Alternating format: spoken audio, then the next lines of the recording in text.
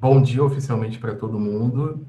Bem-vindos à nossa mesa de encerramento do CELB 10+, o evento de comemoração dos 10 anos, né, do nosso projeto, né, o Laboratório de Publicação de Lima Barreto.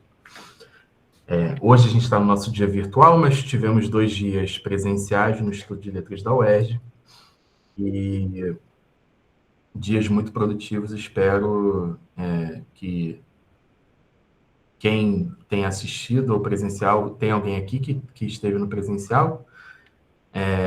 Depois digam aí no chat, além de, logicamente, dos membros do próprio CELB, né? Então, espero que vocês tenham gostado do evento, espero que quem esteja assistindo agora também tire muito proveito, né? Já tem um pessoal aqui falando que foi, que bom saber que vocês estão aqui também. Bom, vamos para a nossa mesa de encerramento, então, que se chama Mercado Editorial Panorama Geral. A gente está aqui com o Bruno Zolotar, com a Larissa Kuzmin Korovaev. Pronunciei esse sobrenome corretamente? Sim. Tá, que bom. E a Aliciane Correia. E eu vou fazer a leitura do resumo e depois acho que a gente pode seguir ordem alfabética, tudo bem, né? Então vamos lá. A mesa virtual Mercado Editorial Panorama Geral se propõe a discutir desafios e perspectivas do setor editorial brasileiro. Em pauta, temas como o desempenho econômico do mercado nos últimos anos, o aumento dos insumos, as condições de trabalho, o consumo de e-books e audiobooks, a performance das feiras literárias, a influência das bibliotecas virtuais, dos clubes de assinatura e dos serviços de assinatura na formação do hábito de leitura. Também serão discutidas formas de resistência e criação de alternativas por meio de editoras independentes e projetos autônomos, em uma reflexão sobre como essas experiências contribuem para a diversidade e a renovação do sistema editorial. Bom, vou passar a palavra para o Bruno. E você tem algum material para apresentar, Bruno, ou é só no Google mesmo? Dou sua palavra. Tá ótimo. Então, a palavra está contigo. Tá, tem 20 minutos, mais ou menos, né? Isso. Não, se eu falar demais, você me dá uma cortada aqui mesmo. Não, pode ficar tranquilo. Às vezes eu falo demais. Gente, bom dia a todos aí, obrigado pelo convite. Né? Não sei se todo mundo me conhece, mas eu entrei no mercado em 2007, né? Na verdade, sou egresso da... Eu sempre quis trabalhar com livro desde criança, né? Mas eu sou egresso da indústria de bebida, né? E destilada, que está nesse caos agora aí, graças a Deus saí dela. E eu entrei em 2007 no mercado editorial, né? Trabalhei na Record 12 anos, trabalhei pouco tempo na Saraiva Educação, antes, quando a Saraiva Educação estava sendo vendida.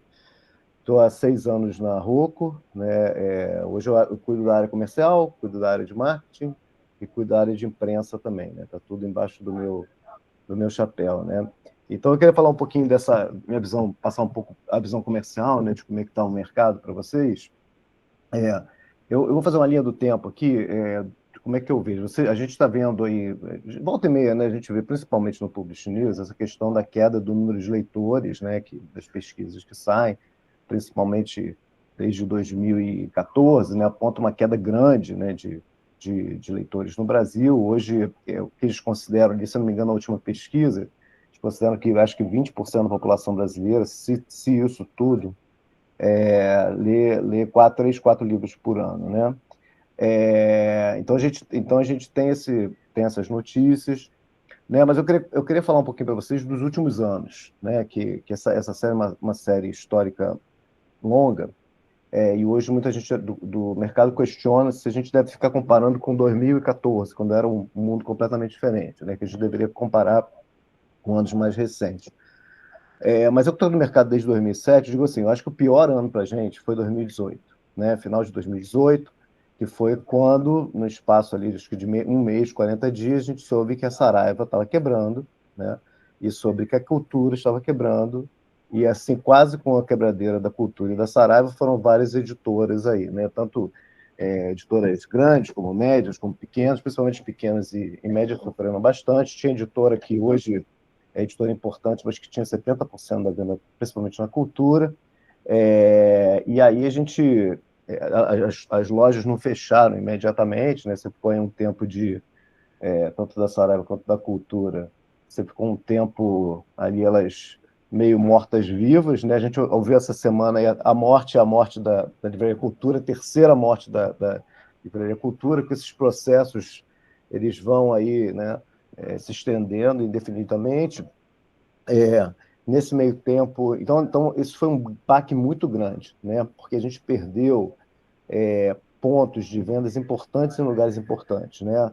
O brasileiro hoje, graças a Deus, né? Acho que desde 2023, eu acho que começou muito mais esse movimento da reabertura das livrarias independentes, né? Das livrarias de rua, mas naquele momento ali, as livrarias estavam grande parte em shoppings. Então a gente perdeu pontos de vendas importantes em lugares que você tinha um consumo grande, em shoppings importantes, né? E assim, só lembrando antes, né, porque a gente fala muito da Cultura e da Saraiva, mas a gente tinha quebrado antes, a FINAC tinha quebrado, né, que eram livrarias grandes também, né? A FINAC que é grande, né, na Europa, grande em Portugal, maior rede de Portugal. Hoje em dia, pouca gente fala disso também, né, mas foi um processo. A gente perdeu muita visibilidade do mercado com os problemas econômicos da La Selva, que era uma livraria de aeroporto, que era uma livraria mesmo de aeroporto, né, para alguns gêneros, né, era muito importante, não ficção era muito importante, quadrinhos era muito importante. Hoje você tem lá, tem nos aeroportos a Hudson, mas a Hudson não é livraria, né, gente? Ela é uma conveniência que vende água e também vende livro, né? Não podemos considerar que ela é livraria. A gente perdeu muita visibilidade nos aeroportos. Mas essa época, gente, foi uma época muito ruim, né? Foi um baque muito grande, né? Aí a gente teve com isso, né, 2019, né, 2018 houve a recuperação judicial dessas duas redes, né, com isso, em 2019, final de 2019, a gente viu o crescimento da Amazon, né, a Amazon foi ocupando esse espaço aí, que era dessas livrarias, né, principalmente do site da Cultura e do site da Saraiva, e você vê também, aí entrou a Magalu, né, uma coisa de livro, mas a Magalu também entrou com uma coisa muito, aquela coisa de e-commerce quando entra, né, aquela coisa muito, com preço muito baixo também para bagunçar mais o mercado e tal. E aí a gente, se você olhar até o final de acho que final de 2019, né, a maior parte da venda de livro no Brasil, 2018, 2019, era na livraria física. Né, com esses problemas que aconteceram e a pandemia, né, aquela época ficou todas as livrarias fechadas, a gente está no quadro que a gente está hoje, né, que praticamente 68% das vendas estão aí no e-commerce, né, na parte. Estou falando, gente, da parte de varejo, obviamente excluindo o governo, tá? Estou excluindo o governo, estou excluindo venda porta a porta, estou excluindo venda em feira, né, que é uma coisa que a Nielsen, né, que é um instituto que mede, não pega.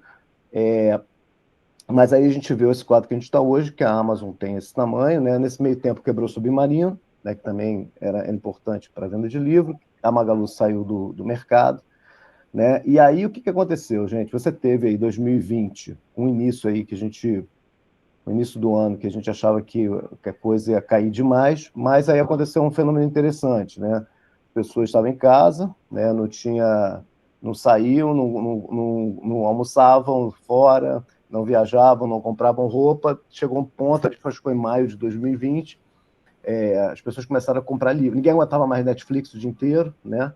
E as pessoas começaram a comprar livro. E aí teve 2020, e acho que parte de 21, teve um boom ali do e-commerce, né? Então as editoras, pelo menos as grandes, né, começaram a vender muito para os canais digitais, as livrarias, boa parte continuou fechada um tempo, e aí depois passou essa bolha, e aí como é que está o mercado hoje, né, gente? Eu vejo assim, 2022 se aponta um crescimento do mercado, mas é por um fator aí que foi chamado álbum de figurinha, né? Porque álbum de figurinha, por incrível que pareça, se considera que é livro que tem SBN, né? Então, 2022 foi um crescimento por questão de álbum de figurinha. 2023 teve uma queda porque não teve álbum de figurinha. 2024, a gente começou a ver um crescimento, algum crescimento real, e nós estamos agora em 2025, nesse momento aí que o mercado efetivamente voltou a crescer, né? Então, a gente vê um crescimento aí em faturamento real, acima de inflação, né? Então, mesmo você excluindo o livro de colorir, que é o boom do momento, já tá começando a cair também, né? As vendas estão caindo bastante agora no segundo semestre, mas efetivamente a gente vê a volta de um crescimento, né, de venda, tanto em volume quanto em dinheiro, né? Então, assim, esse crescimento, gente, é um crescimento que não é grande, mas é uma boa notícia, né? Depois de tanto tempo aí, com tantas mais notícias. E também esse crescimento não quer dizer que o mercado esteja fácil, né? Porque não adianta a pessoa falar, o mercado está crescendo, então está fácil. Não, o mercado não está fácil. O mercado é um mercado complicado, né? Principalmente para as editoras, colocação de lançamento continua muito difícil. Eu acredito muito esse crescimento, tá, gente? Excluindo o livro de colorir, há uma coisa que é a recuperação da malha de distribuição física no Brasil, né? Então, a gente tem que ter um certo cuidado quando a gente vê as notícias aí para poder analisar com certo distanciamento. Hoje, a Rede Leitura, que é a maior rede do Brasil, ela tem mais lojas físicas do que tinha Saraiva no auge, tá? Então, elas estão conseguindo crescer ali organicamente, 3, 4 lojas por ano. Para a felicidade do mercado, é uma rede que não tem problema financeiro, né? Então, assim, a gente não corre o risco, né, de tomar um outro baque financeiro, que nem levou com a Saraiva e a Cultura. Não é um movimento isolado, né? Porque a gente vê assim, então quando as pessoas falam assim, por que não tem mercado no Brasil, as pessoas não leem e tal. Gente, como é que não tem mercado no Brasil se você tem uma rede que cresce todo ano e que hoje é maior que a Saraiva? Isso não é um fator isolado, tá, gente? A Travessa está crescendo também, né? A Travessa acabou de abrir uma loja agora em Porto Alegre, a Rede Travessa, né? E que eu vi os números aí essa semana, é uma coisa impressionante, né? A maior, por exemplo, para a Rocco, pelo menos, a loja mais importante da Travessa é a loja do Barra Shopping, né? Seguida da do Leblon. A venda de Porto Alegre em 15 dias foi maior do que a do Barra Shopping e quase igual a do Leblon, tá? Então, existe potencial, existe potencial de consumo. A rede Livraria da Vila de São Paulo é outra que cresce, né? Mudou um pouco ali o perfil, né? A rede da Vila, a Livraria da Vila era uma livraria muito com aquela cara da Travessa, hoje já mudou muito. Mas, enfim, assim, existe demanda, existe mercado. Agora, existe uma coisa chamada modelo de gestão também, né? Você vê que tem essas livrarias, né? Como a Leitura, como a Livraria da Vila, como a Livraria da Travessa, elas têm uma gestão ali amarradinha, né?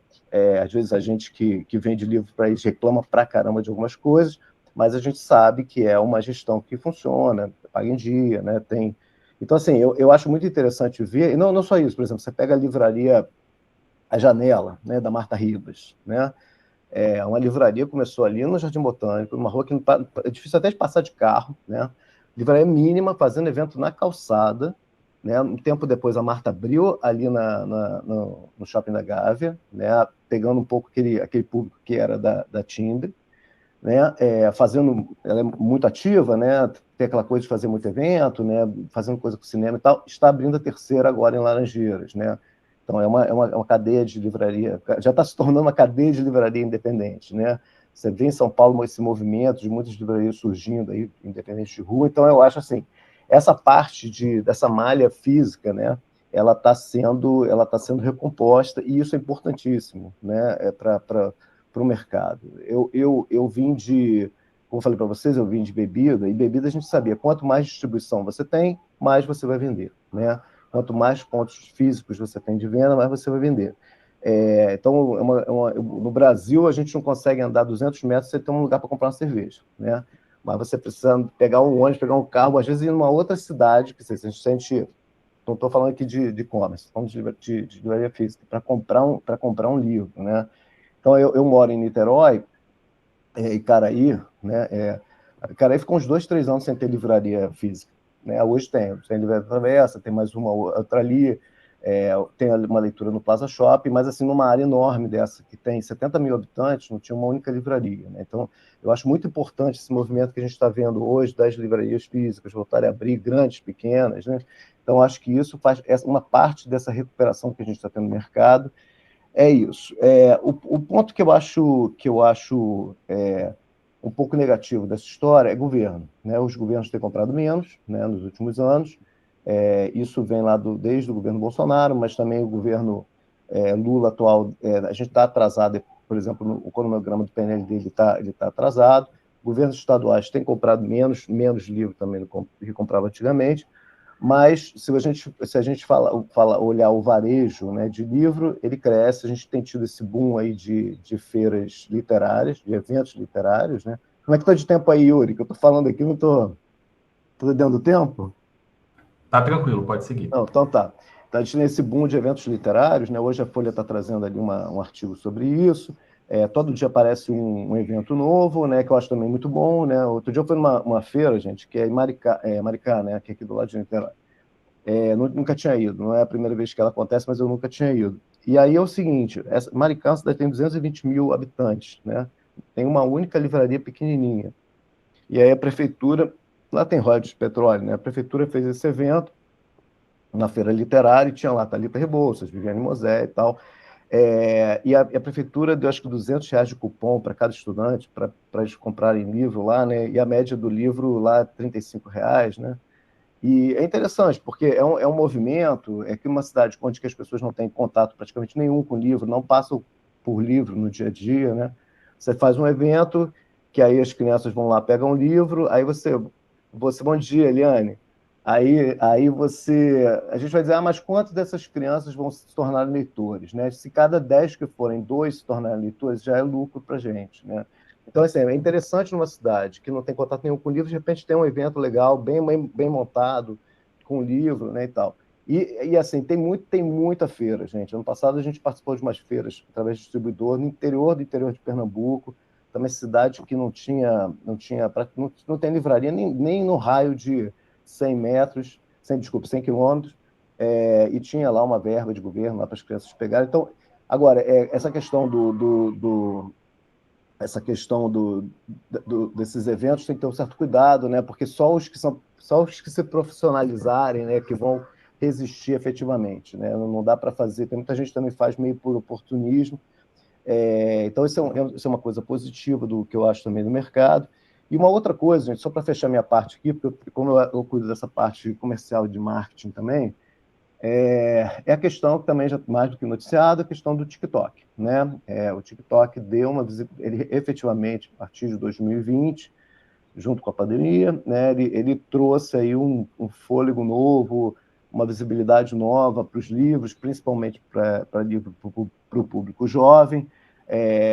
Não é a primeira vez que isso acontece com uma rede social, né? Isso já tinha acontecido lá atrás com o Facebook, né? Eu trabalhei em vários livros aí que a gente construiu com o Facebook, mas o TikTok veio de uma forma diferente, veio uma forma muito forte. Eu acho que também foi a primeira plataforma de rede social que entendeu a importância deles, né, para o mercado do livro. Então, eles efetivamente abraçaram o mercado do livro, né, fazem ações junto com criadores, fazem ações em bienais, fazem ações aí no Livraria Cultura, naquele espaço de Livraria Cultura ano passado. Eles entenderam que o livro é uma coisa importante para a imagem deles, eles abraçaram isso, coisa que não aconteceu com o Facebook, nem com o Instagram no passado e tal. E o TikTok tem realmente ajudado muito na venda, principalmente para os livros infantos juvenis, com a quantidade de gente falando sobre livro nos últimos tempos. Tá? Eu estou falando aqui de infanto juvenil, mas esse ano, eu sou da Rocco, né, a obra da Clarice está toda com a gente. Nunca Clarice Lispector vendeu tanto quanto esse ano. Nunca, nunca. Né? A Clarice Lispector, acho que hoje, se a gente for analisar autores nacionais vivos ou já falecidos, talvez tirando só Machado de Assis, tem muita coisa do domínio público, nunca teve como esse ano. E isso veio de vários fatores, né?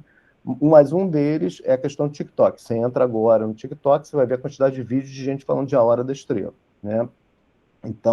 Então, assim, é muito impressionante isso, essa força. Outro dia tinha um livro do Dostoiévski, acho que é Noites Brancas, né? Vendendo muito estava em lista dos mais vendidos. Eu fui tentar entender o que era TikTok. Tá? Porque tinha um trope de algum livro desses de jovem que tinha a ver com essas Noites Brancas aí do Dostoiévski, e o pessoal estava começando a ler, né? Então é muito impressionante essa força do TikTok. que é mais para esses livros de ficção e mais para ficção jovem, mas eu tenho outros casos fora Clarice ali, de ficção mais adulta ou de não ficção mais adulta que estão vendendo. Mas a gente vê uma outra coisa, porque eu acho que é uma coisa que sempre me preocupou, né, no mercado nos últimos 2, 3 anos, que era porque a não ficção tradicional tinha caído tanto em termos de venda, né? Então você não via mais até uma coisa da lista do Publish News de misturar religioso com livro de colorir dentro de não ficção, né? Porque não ficção para mim sempre foi aquela coisa, biografia, reportagem, ensaio e tal. De repente virou tudo assim, o que não tem onde colocar, coloca em não ficção, né? E a gente está vendo aí, né, o Coisa de Rico, a gente está vendo aquele psicanálise, a gente está vendo alguns livros aí, né, de não ficção voltando a efetivamente vender bem, e isso é muito por conta dos podcasts, né, os podcasts que estão crescendo, estão se mostrando um caminho interessante, né, para pegar um pouco do que era a imprensa tradicional nessa área de não ficção. Os influenciadores, acho que tem um nicho aí para criadores e pessoal que gosta de falar de livros, de falar de não ficção, tem pouca gente falando de não ficção, mas os podcasts estão preenchendo um pouco esse vácuo. Eu tenho visto vários livros aí começando a vender bem por causa do podcast começando a ter para não ficção o mesmo peso que o TikTok tem para ficção, né? Então, aí o último ponto aqui, Yuri, só para fechar aqui, que estou fazendo uma apanhada de algumas coisas, né, de hoje em dia, mas assim, a questão que você está falando um pouco da questão da questão do mercado, a questão do ponto de vista da editora, né? As editoras hoje, gente, a gente vive ali acho que isso independente do tamanho da editora, tá? A gente vê as margens cada vez menores, né, as margens de operação do negócio de editora. Por um lado, a gente é pressionado pelo preço de papel, né, acho que o Yuri citou isso. O papel subiu muito nos últimos anos, né, principalmente a partir da pandemia, porque as empresas de papel acham mais lucrativo fazer papel para embalagem do que para imprimir e escrever. Né, e o pessoal reclama muito das editoras em rede social, que o livro está caro, mas, gente, o papel está caro, né? É muito caro, e assim, se você pegar a inflação do papel, você vê que as editoras nem repassaram isso tudo para frente, porque não tem nem como repassar, que a gente sabe que tem um limite.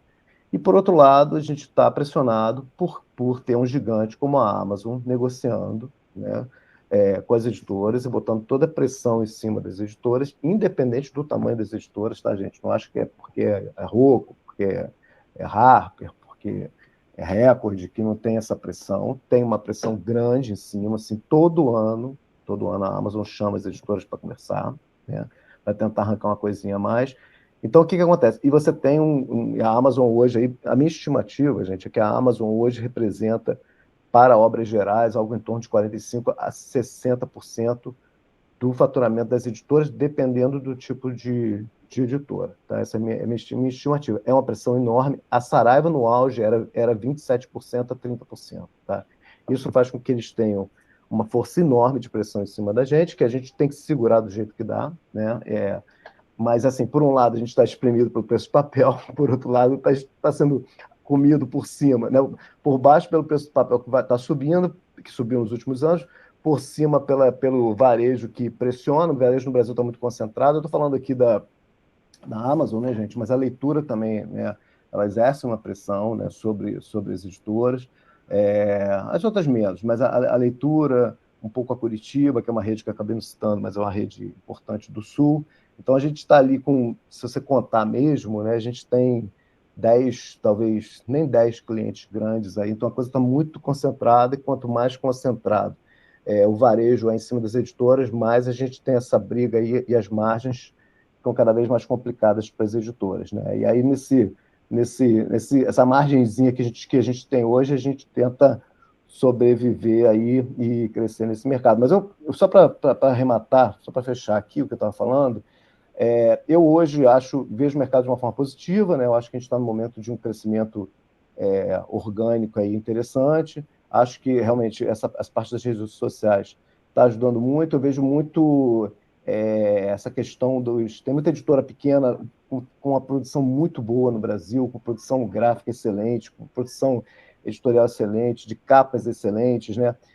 Eu tenho um trabalho, ano passado eu terminei uma dissertação de mestrado, né, sobre que a minha pesquisa era como é que editoras de nicho, que começaram pequenas, conseguem sobreviver nesse ambiente brasileiro, né, com esse monte de problema e nadando no meio de grandes editoras, né, como Harper, Planeta, Roku, Globo, etc., e conseguem sobreviver. E aí meu objeto do estudo foi a Darkside, né, porque a Darkside não veio de conglomerado nenhum de editorial, não é família, não é terceira geração, segunda geração de família e tal. E eu fui estudar por que a Darkside chegou onde chegou. Então, eu acho que a Darkside hoje é uma das 10 maiores editoras do Brasil. Começou pequenininha, né, com 2 designs, mas ela mostrou que tem um caminho, né? Tem um caminho mesmo que você esteja nesse mercado, que tem todas essas dificuldades, né? Que tem essa questão da pressão da margem, que você tem essa questão da diminuição e agora um pouco de recuperação da malha física, essa concentração de cliente, essa queda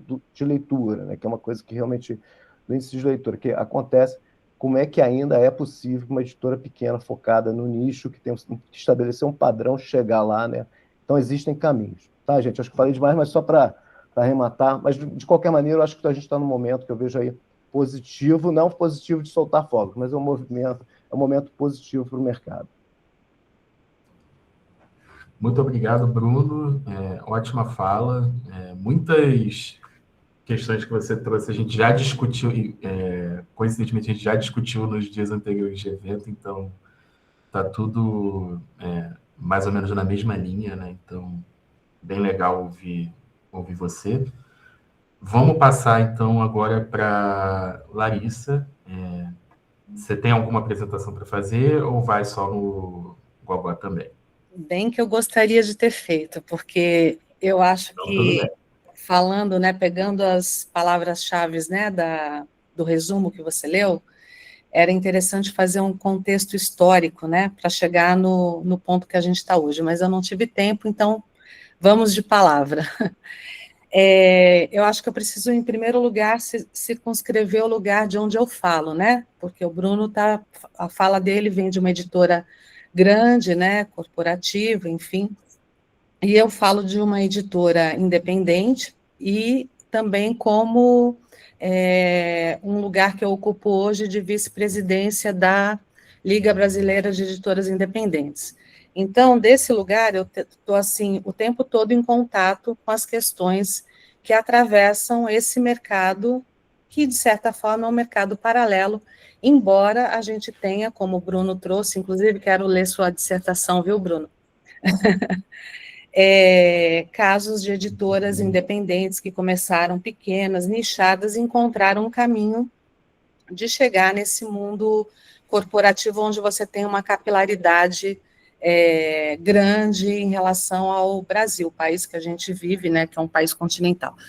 Mas, então, para quem não sabe, a Libre é uma associação que surgiu em 2002, e ela surge num momento em que as editoras independentes estão começando a ter um protagonismo, que eu diria que tem um boom ali entre 2010 e 2015, mais ou menos, e que vem crescendo continuamente, né?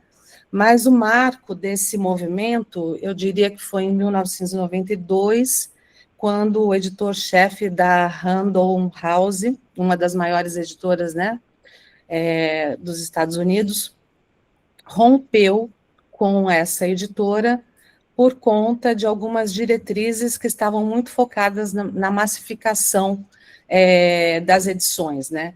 Então, ele rompe naquele momento e começa a fazer um trabalho mais independente. Acho que é importante também, eu até anotei umas coisas que eu quero trazer para circunscrever esse conceito, mas, enfim, o marco seria ali por volta de 92, e em 2002, aqui no Brasil, já existiam algumas editoras surgindo nessa cena, entre elas a Marta Ribas, inclusive, que hoje é a dona da Janela, né, que está abrindo uma nova livraria em Laranjeiras agora, conforme o Bruno falou. E o motivo pelo qual essa associação se constitui foi justamente porque, naquele momento, e o problema que continua hoje, de alguma forma, essas editoras não conseguiam colocar os seus livros nas livrarias. E por que não conseguiam colocar seus livros nas livrarias? Porque quando a gente vai para um modelo de negócio que tem esse conceito de independência e que é fundamentado na noção de bibliodiversidade, que tem no conceito de bibliodiversidade um norte, de alguma forma, você não consegue trabalhar com a escala, né? E no mercado editorial, como a produção do livro depende de um ecossistema, e por isso, intrinsecamente, ainda que a gente não tenha uma regulamentação do preço no varejo, como a Lei Cortês tem tentado consolidar, é uma discussão que já vem de muitos anos, ainda que isso não tenha chegado no lugar aonde a gente gostaria que chegasse, a gente tem uma regulamentação intrínseca, né? Porque você tem percentuais que vão compondo o valor do preço possível, que vão contemplando, né, a autoria, a produção, a gráfica, enfim, todos os profissionais que trabalham para aquele livro, né, se transforme de fato num livro, lembrando sempre que, eu sempre falo, né, o escritor não escreve livros, ele escreve texto, né, o livro é fruto de um trabalho colaborativo que envolve essa cadeia produtiva, criativa, e chega num dado momento que você vai para uma escala industrial. Então, esses percentuais, eles estão muito amarrados, né? Você tem ali um gráfico em que 50% do preço de capa vai para a distribuição, isso no mínimo, né? Porque quando a gente vai para um cenário de Amazon hoje, ou política pública, onde os descontos estão cada vez maiores, ou quando você tem uma casa editorial independente, que esse valor do desconto é maior ainda, porque as editoras grandes conseguem um desconto com livrarias menor do que o que a gente consegue, a distribuidora também cobra um preço para distribuir menor, então tudo é menor em termos de custos para uma editora grande. E para uma editora independente, esses percentuais, eles ultrapassam esse valor de 50%. E aí, quando a gente vai analisar essa cadeia, né, você tem 10% do autor, você tem de 15% a 20%, considerando uma tiragem de 1.000 exemplares, vou ser bem específica nisso, para a gente poder entender, né, esse cenário da edição independente. Então, você tem um custo ali de 15%, 20% de gráfica, dependendo do livro, claro, se é ilustrado, se não é, se é colorido, etc. Depois você tem um custo de produção, você tem imposto, e, no final das contas, quando você coloca ele no mercado através da distribuição, você tem um percentual de 10% ou menos de 10% como margem, lembrando que a margem não é lucro, né?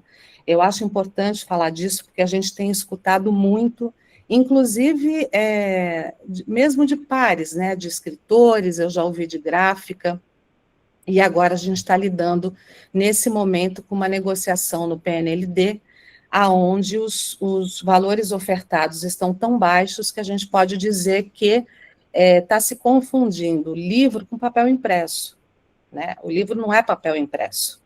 Tem toda essa cadeia que precisa ser retroalimentada para que haja sustentabilidade. Então, acho que toda essa cadeia, né, para que o livro possa chegar ao leitor, eu acho que tem algumas coisas que impactam o mercado no geral, mas impactam de uma maneira mais pesada, digamos assim, as editoras independentes, que é o preço do papel, como o Bruno disse, a dificuldade de distribuição, porque desde 2002, eu dei uma volta, vou voltar lá, né, no começo, desde 2002, a Libre surge justamente por falta de capilaridade, por falta de espaço físico nas livrarias para poder abraçar essa bibliodiversidade, e aí ela surge com um evento chamado Primavera dos Livros, não sei se todos conhecem, a gente teve uma edição agora no Museu de Arte do Rio, e a partir desse evento, na verdade, é que essa associação se constitui como associação. E de lá para cá, então, essa cena ela veio crescendo, veio alcançando um protagonismo, né, maior, e hoje eu diria que a gente tem, por exemplo, teve uma lista da Folha, que foi publicada há uns 3 meses atrás, indicando os melhores livros de um determinado período, eram 25 títulos. E a gente fez um estudo dentro da Libre e percebemos que 16 desses títulos tinham sido publicados antes, ou o autor tinha sido publicado pela primeira vez numa editora independente. Então, com isso, a gente pode dizer que 20 anos depois, dessa organização da Libre, né, e com cerca de 150 associados que a gente tem dentro da Libre, sabemos que uma estatística aproximada é de 800 editoras estabelecidas no Brasil, mais ou menos, esse número não é exato, é evidente que essa capilaridade, ela fica comprometida para essas casas editoriais menores. Então, o que é importante entender nesse cenário é que quando a gente fala de uma editora independente, a gente está falando de um guarda-chuva, e embaixo desse guarda-chuva tem muitos modelos de negócio. Então, eu tenho desde aquela editora nichada, como o Bruno comentou, que acabou se tornando uma grande empresa, como eu tenho editoras focadas, por exemplo, em determinados temas, seja literatura indígena, étnico-racial, LGBTQI+, ou um tema político, autopublicação, infanto-juvenil, e a gente tem editoras que são tão nano que elas não estão, na verdade, dentro dessa cena, né, desse mercado de distribuição. Muitas vezes elas vivem de feiras literárias ou fazem as publicações em parceria com os seus autores. Enfim, a gente tem uma diversidade muito grande. E o que eu acho que é mais desafiador nesse cenário, né, pegando aqui, eu anotei umas palavrinhas aqui que o Bruno falou no começo, né, a questão do acesso, da circulação, da precarização, você não usou essa palavra, Yuri, mas acho que né, uma precarização dos serviços, né, dos profissionais que trabalham na cadeia produtiva e da própria margem, né, que a gente consegue ter dentro do mercado editorial. Eu acrescentaria, né, o desafio da questão do advento da IA, enfim, a queda no índice de leitura, enfim, a gente tem um cenário de muitos desafios, né? Mas, apesar disso, eu diria que a narratividade humana, como capacidade de estruturar a experiência, né, eu não vejo uma ameaça no sentido da existência do livro, inclusive do livro impresso, né? Em 2010, quando eu comecei, que eu também venho de um outro mercado, naquele momento tinha uma discussão muito grande em relação à continuidade do livro impresso em face do livro digital. Naquele momento, eu acreditava que o livro continuaria sendo impresso e que o digital seria, na verdade, um outro segmento e que eles se complementam de alguma forma, né? Passado, essa discussão, na verdade, começou em 2000, mais ou menos, mas, enfim, em 2010, quando eu comecei, existia um debate grande nesse sentido, e eu acho que hoje, quando a gente olha para toda essa perspectiva que está sendo colocada pela IA, que eu acho que tem o lado luz e o lado sombra, né? Por um lado, é uma ferramenta poderosíssima. Essa semana, por exemplo, numa reunião com o FNDE, eu soube de uma ferramenta que foi desenvolvida pela Unicef, que é um modelo que provavelmente vai suplantar o HTML, o EPUB, etc., e que aproxima muito o material do livro impresso, né, e que não só oferece acessibilidade para cegos, mas também para surdos mudos, de uma maneira muito orgânica. Então, isso foi desenvolvido com a inteligência artificial. Então, por um lado, é uma ferramenta muito potente, muito poderosa, que pode acelerar e facilitar processos e etc. E, por outro lado, a gente sabe que essa ferramenta também vem sendo anunciado por pensadores contemporâneos, dentre os quais eu vou citar dois que eu admiro muito, que são brasileiros, que é o Siddhartha Ribeiro e o Krenak, né, que vem anunciando o quanto que o mundo, em 5 anos, não vai ser o mundo que a gente conhece, e que a desigualdade social, com o advento da IA, vai ser muito maior do que o que a gente enxerga hoje, né? Mas, enfim, eu estou falando sobre isso porque, com esse cenário, de certa forma, dá um pouco de pânico, né? O que será de nós e o que será principalmente dessa população mais carente, mais oprimida, que que carece, inclusive, de letramento, né, que a gente tem uma população grande de analfabetos funcionais. O que será, então, dessa população que não tem acesso ao livro, que não tem um letramento adequado na rede pública de ensino, e que economicamente também não tem acesso a uma série de coisas? Então, como é que fica esse cenário dentro do mercado editorial, né, pensando numa coisa mais distópica? Mas, por outro lado, a gente começa a ver também um movimento de contracultura de jovens que já estão questionando e, inclusive, assim, que de alguma forma não tem a sua presença nas redes sociais, como tantos outros que estão meio que zumbizando nesse território, né?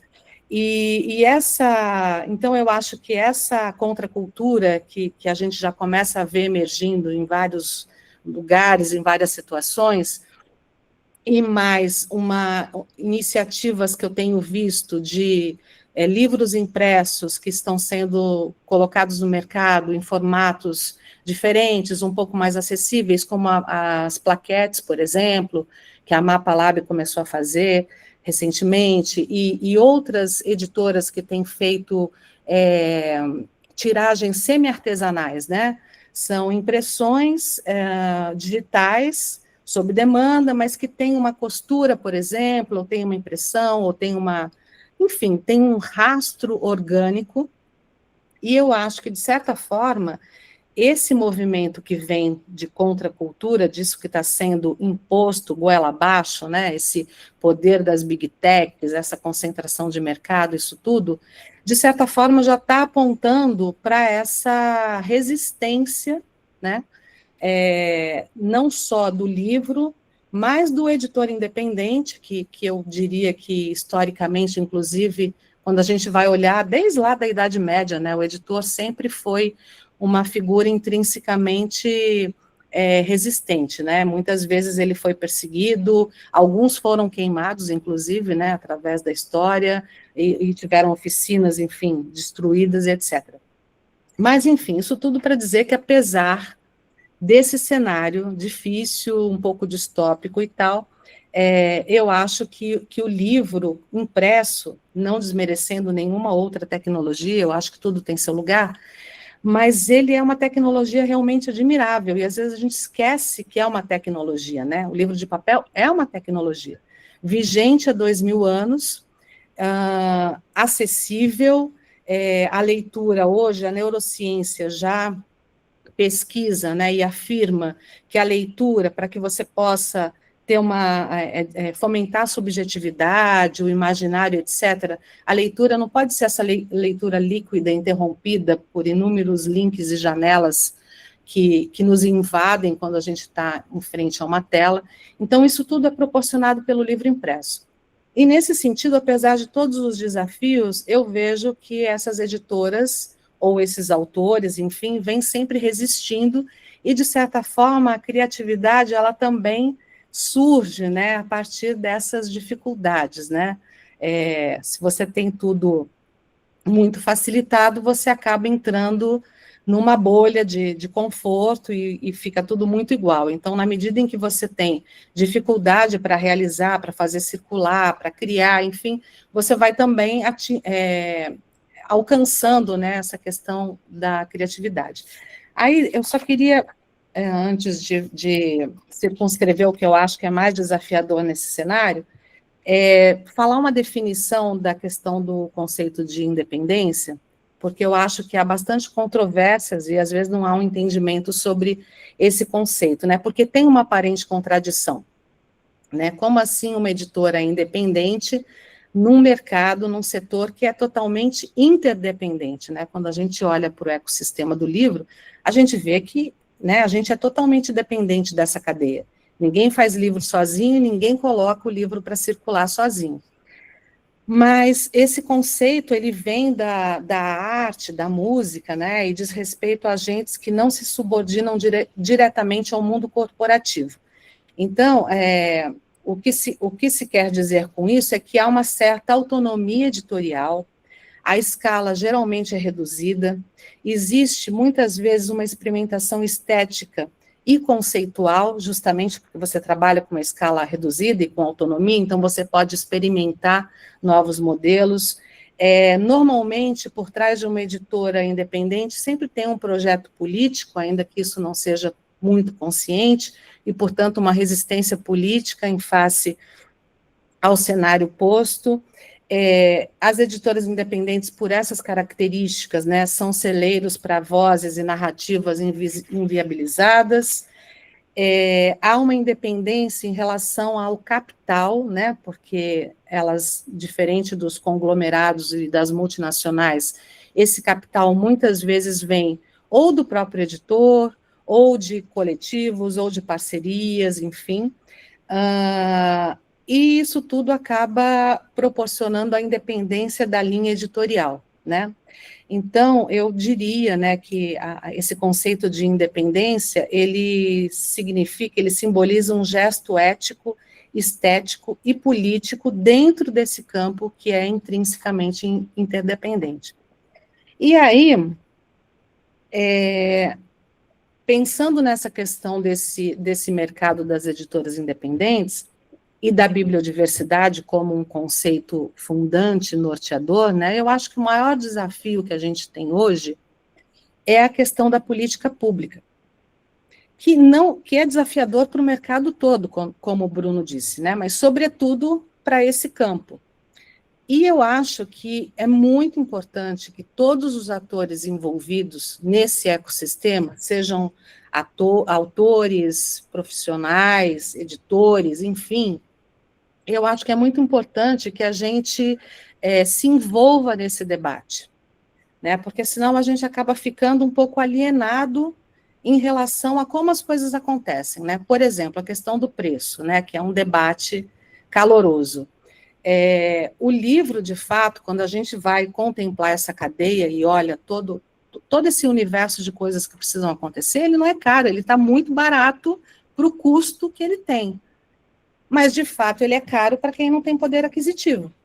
E aí, quando você vai para essa população da classe C, por exemplo, que foi a indicada no último Retratos da Leitura, né, como a classe que mais lê atualmente, essa classe que mais lê atualmente, para poder ser leitora, ela tem que ter acesso à política pública de livre leitura, né? E o que é política pública de livre leitura? São as bibliotecas comunitárias e públicas que precisam ter acervos atualizados e o acesso se dá também através da aquisição de livros pelas políticas públicas na esfera municipal, estadual e federal.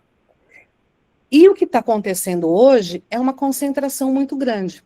Na Libre, a gente recebe diariamente, a gente já não dá conta mais de denunciar para o Ministério Público e, enfim, entrar em contato com os gestores municipais, etc., para tentar impugnar esses editais, porque é um volume e a gente tem que parar a vida e ficar fazendo isso. Então, por conta disso, a gente lançou agora, não sei se vocês souberam, essa carta manifesto, deixa eu ver se dá para... ela vai estar disponibilizada no site da Libre, tá, gratuitamente, o PDF, claro que é gratuitamente, gente, é que confundir aqui a editora com a associação. Essa carta manifesto por princípios e boas práticas nas compras públicas de livros, justamente ela traça um histórico a partir desses conceitos, né, de bibliodiversidade e de edição independente, traçando, circunscrevendo as especificidades do livro, do ecossistema do livro, para a gente chegar nas modalidades de compras públicas, né? E o que a gente percebe hoje é que, além da concentração, ou seja, a gente tem grandes players no mercado do varejo e a gente tem grandes grupos abocanhando editais milionários. E aí o que a gente defende é que bibliodiversidade não é só você ter um catálogo editorial de uma única editora com diversos títulos e diversos autores. O modo de editar e o modo de existir dentro desse campo simbólico e cultural do livro é também bibliodiversidade, né? E a gente tem visto alguns atores, assim, engolindo o mundo, né? Como o Krenak fala, querem comer o mundo todo e se esquecem que, na verdade, quando a gente está num campo cultural, assim como a biodiversidade é importante, né, para a manutenção do planeta, a bibliodiversidade também é fundamental. Me fala como é que eu estou de tempo, Yuri, que eu só para ir fechando e... Pode fechar tranquilo, não tem... Tá. Então, a gente percebe isso, que o maior desafio é, como coletividade de atores, como todos pertencentes a um ecossistema, a gente olhar para isso, né? Porque existe muito recurso público, né? A gente se depara com editais diariamente, só que eles muitas vezes são mal utilizados, ou são direcionados para um ator, para um pequeno grupo. Então, por exemplo, de 2023 para cá, eu acho que o maior impacto que a gente teve no mercado editorial que foi dessa data para cá, porque o edital de São Paulo, por exemplo, que é modelar, que tem uma chamada pública, democrática, que contempla muitas editoras independentes, ele teve a sua chamada pública, teve a seleção de livros e não aconteceu. Nem em 2023, quer dizer, foi em 2023, foi a chamada, nem em 2024 e nem em 2025. Não sabemos se ele vai continuar, se vai ter compra, se não vai. O único edital modelar que a gente tem parecido com esse de São Paulo e que dá sustentabilidade para essas editoras independentes é o de Belo Horizonte. O que a gente tem muitas vezes são compras por ata de preços e pregão eletrônico, onde não existe o chamamento público para a escolha desses títulos, né? Então, o que a gente está chamando atenção nessa carta manifesto é dessa necessidade de que haja mais transparência, uma governança mais ética, para que esses recursos públicos possam estar ao alcance dessas casas editoriais também, né? Porque com o dumping editorial que acontece através dos grandes players, como a Amazon e outros, com os descontos abusivos e com a concentração nas políticas públicas, o que acontece? Essa multiplicidade de vozes, né, que hoje, e com o advento dessas edições independentes, ocuparam a cena, e a gente tem hoje várias pautas importantíssimas hoje que ganharam relevância, elas acabam não encontrando esse espaço, né, para serem publicadas, para circularem e tal. E o grande problema é justamente a circulação, porque publicar é fácil, né, publicar é a parte gostosa da coisa, né, você receber aquele original, aquela coisa maravilhosa, fazer um projeto gráfico incrível, isso tudo é a cereja do bolo, aí depois que você bota na rua para circular. Se você não tem uma política pública acessível, né, se você não tem regras claras e transparentes, aquela obra não vai circular. Então, eu acho que esse hoje é o maior desafio, falar sobre isso, né, e falar na perspectiva de que a política é construída não de forma unilateral, né. Eu acho que um problema que eu vejo no brasileiro em geral é que a gente tem uma visão muito paternalista, né? A gente acha que a política pública ela tem que vir de cima para baixo e atender às nossas necessidades, e a gente fica ali passivo, de certa forma, sendo assistido. E não é isso, né? Eu tive a oportunidade esse ano de participar do conselho diretivo do PNLL, que foi retomado agora, né? E a gente vê assim que quando a gente abre para consulta pública, se a gente pensar na quantidade de pessoas que tem, 800 editoras, quantas pessoas direta e indiretamente trabalham com essas editoras? Quantos leitores consomem e, de alguma forma, dão sustentabilidade para essas editoras? Seja qual for o tamanho dessa sustentabilidade. Então, assim, era de se esperar um número grande de sugestões através da consulta pública. E, assim, eu achei... historicamente, o que eu ouvi, que o número foi grande, mas não chegou a 2.000 pessoas, né? Então, eu acho que esse é um exemplo, por exemplo, de uma ação que a gente deveria abraçar e sugerir, compartilhar, trocar. Então, eu sinto falta hoje de uma postura mais assertiva e de um debate maior em relação às políticas públicas, para que haja uma regulamentação do mercado do livro, que, como eu disse, intrinsecamente, ele tem uma regulamentação, mas lá fora, quando a gente vai para o mundo, os descontos têm sido abusivos, e isso está inviabilizando que um monte de editoras nessa seara possam manter a sua sustentabilidade. Nesse sentido, para fechar minha fala, eu queria comentar uma coisa que a gente também vem falando dentro da Libre já há algum tempo, da necessidade de uma lei de licitação ou de uma emenda na lei da licitação que contemple as especificidades do mercado do livro.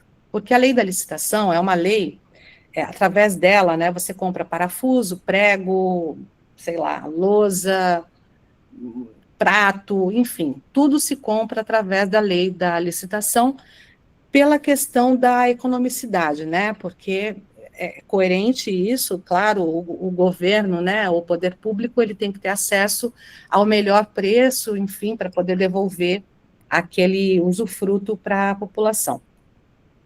Entretanto, quando um produtor de qualquer item forma o seu preço, né, e esse preço passa para o distribuidor, que o vai representar num pregão, por exemplo, nesse preço já está embutido a margem de contribuição, ele já tem o lucro dele embutido ali. Então, o distribuidor, quando vai participar de um pregão, eu não sei se vocês estão familiarizados como isso funciona, mas, enfim, o distribuidor, ele vai representar aquele fornecedor, seja fornecedor do que for, e ele vai competir com outros distribuidores, ofertando descontos cada vez maiores, até que um desses distribuidores ganhe aquele pregão, e, portanto, ele que vai fazer a operação comercial, né, a intermediação. Então, quando esse distribuidor está representando um fornecedor de qualquer coisa, ele vai ter que ser balizado na sua proposta em relação à margem que ele mesmo tem em relação ao produto que ele vai vender. Né? Porque o fornecedor, o produtor, ele já colocou, ele já fechou o preço dele. Mas quando a gente vai para o livro, na verdade, a gente trabalha em cima do preço de capa. Então, quando esse desconto ele passa de um teto sustentável, ele afeta toda a cadeia. Ele desequilibra toda a cadeia. E, além disso, o editor, na verdade, o livro não tem concorrente, né? Quando a gente pensa que cada livro é único, que tem um ISBN, né? E esse ISBN, enfim, é como um número de identidade, né? Ele é singular, ele é daquele livro, ele identifica aquela obra. Então, na verdade, toda venda pública, por princípio, seria, na verdade, por inexigibilidade. Porque o distribuidor, quando vai representar uma editora, ele, na verdade, ele teria que, eticamente, estar representando através de uma conversa e de um acordo comercial. Mas isso não está acontecendo. Os distribuidores estão atravessando e ofertando os descontos que eles querem dar, e aí as malditas atas de preços, né, elas podem ser manipuladas e livros podem ser substituídos. Muitas vezes não constam o número de ISBN nessas listas, e com isso, enfim, a gente está vendo uma concentração realmente perigosa, ameaçadora em relação a essa questão da bibliodiversidade, dominando o mercado. Então, eu acho que esse é o nosso maior desafio no momento, é falar sobre isso e procurar construir práticas mais éticas, equânimes, transparentes, enfim. Eu fecho com isso. Obrigada. Bom, muito obrigado, Larissa. Eu comentei aqui no nosso grupo aqui do projeto, muito impactante a sua fala, muito interessante mesmo. Muito bom saber dessas articulações que a Libre está fazendo, né? Vou ler essa carta, não sabia que ela existia. Então, obrigado por compartilhar com a gente. E quero fazer alguns comentários no final, mas agora eu vou passar a fala para a Liciane. Lice, está contigo. Oi, bom dia a todo mundo. Queria agradecer a equipe do CELV pelo convite na minha antiga casa. Sempre sinto muito carinho em participar, seja como palestrante ou ouvinte também dos eventos do CELB.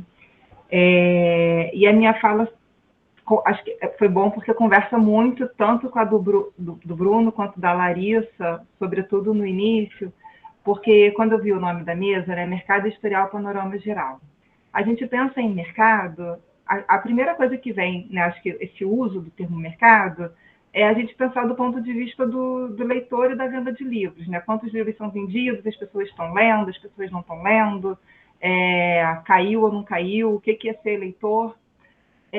Mas quando, a partir disso, a gente começa a pensar em panorama, é muito difícil pensar num panorama de verdade quando a gente tem um Brasil enorme, né?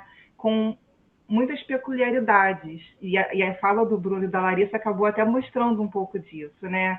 A gente vai pensar, por exemplo, o panorama do ponto de vista de quem? De uma editora grande ou de uma editora pequena, né?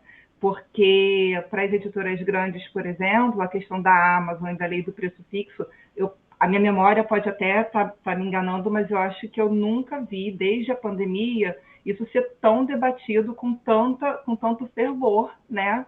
Essa questão da lei do preço fixo, que já vem de longa data, mas desde a entrada da Amazon eu vejo que isso tem sido muito mais forte, mas talvez para o lado das grandes editoras do que das pequenas, que às vezes, como já foi dito aqui, por não terem espaço nas redes livreiras, né, porque você não consegue fazer colocação quando você tem uma tiragem muito pequena, então a Amazon é o único canal de distribuição, a Amazon ou o próprio site da editora, mas se ela é muito pequena, às vezes até uma aluna ontem falou, eu editora, e é isso, né, a pessoa não tem como produzir, ir até o correio, mandar, fazer, enfim, fazer tudo.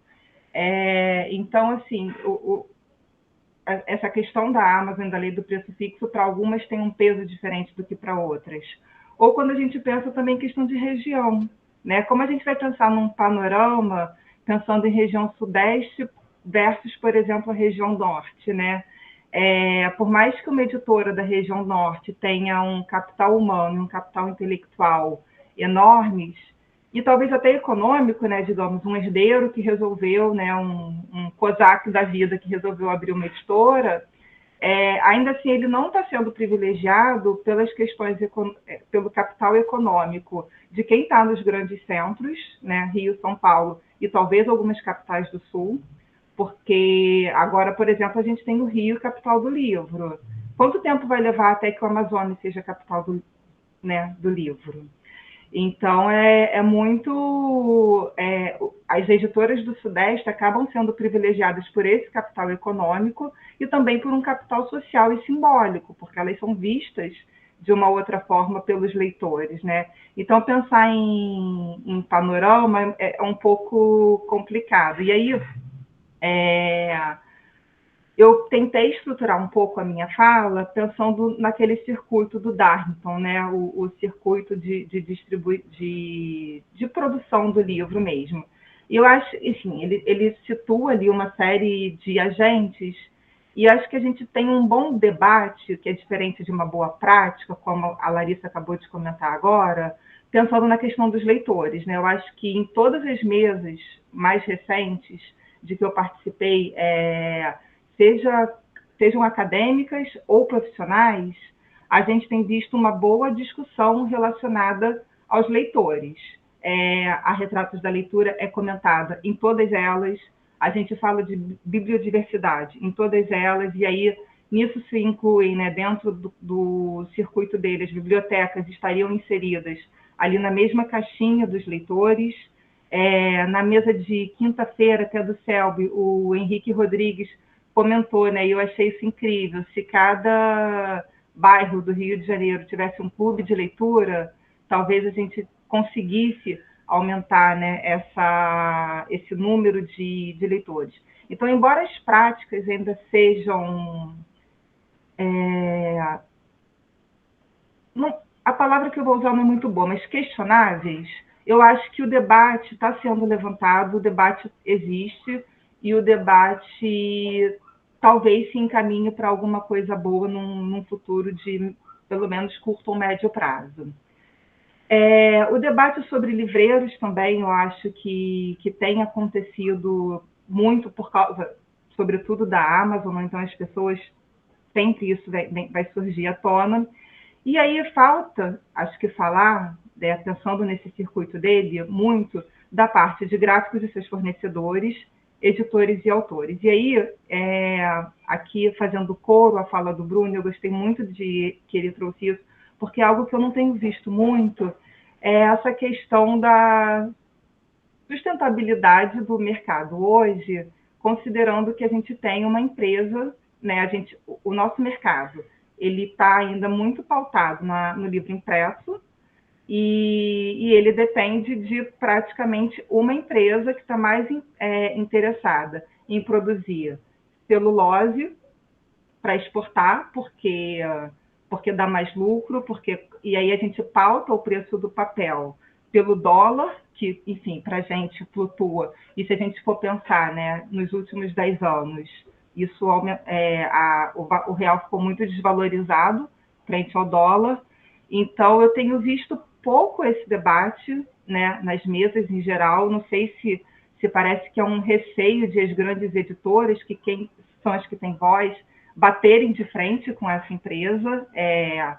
E aí, na Expo Livro, que a PUC promoveu há, acho que cerca de um mês, tinha um representante da indústria gráfica nesse evento, e ele não estava nem palestrando, ele estava na mesa, esse debate surgiu, e ele falou que eles foram a Brasília para tentar reverter essa questão de alguma forma, e que, assim, não houve conversa. Então, não sei, assim, é algo que a gente possa... O que ainda pode ser feito, né? Tudo bem, eles foram, deram com a cara na porta, mas a gente vai desistir por isso? Porque, senão, eu não vejo realmente um caminho para que a gente consiga valorizar o livro como produto. E não vou entrar nessa discussão, porque eu não acho que o livro seja caro, não é isso que faz as pessoas não serem leitoras, mas a gente poder realmente ampliar, né,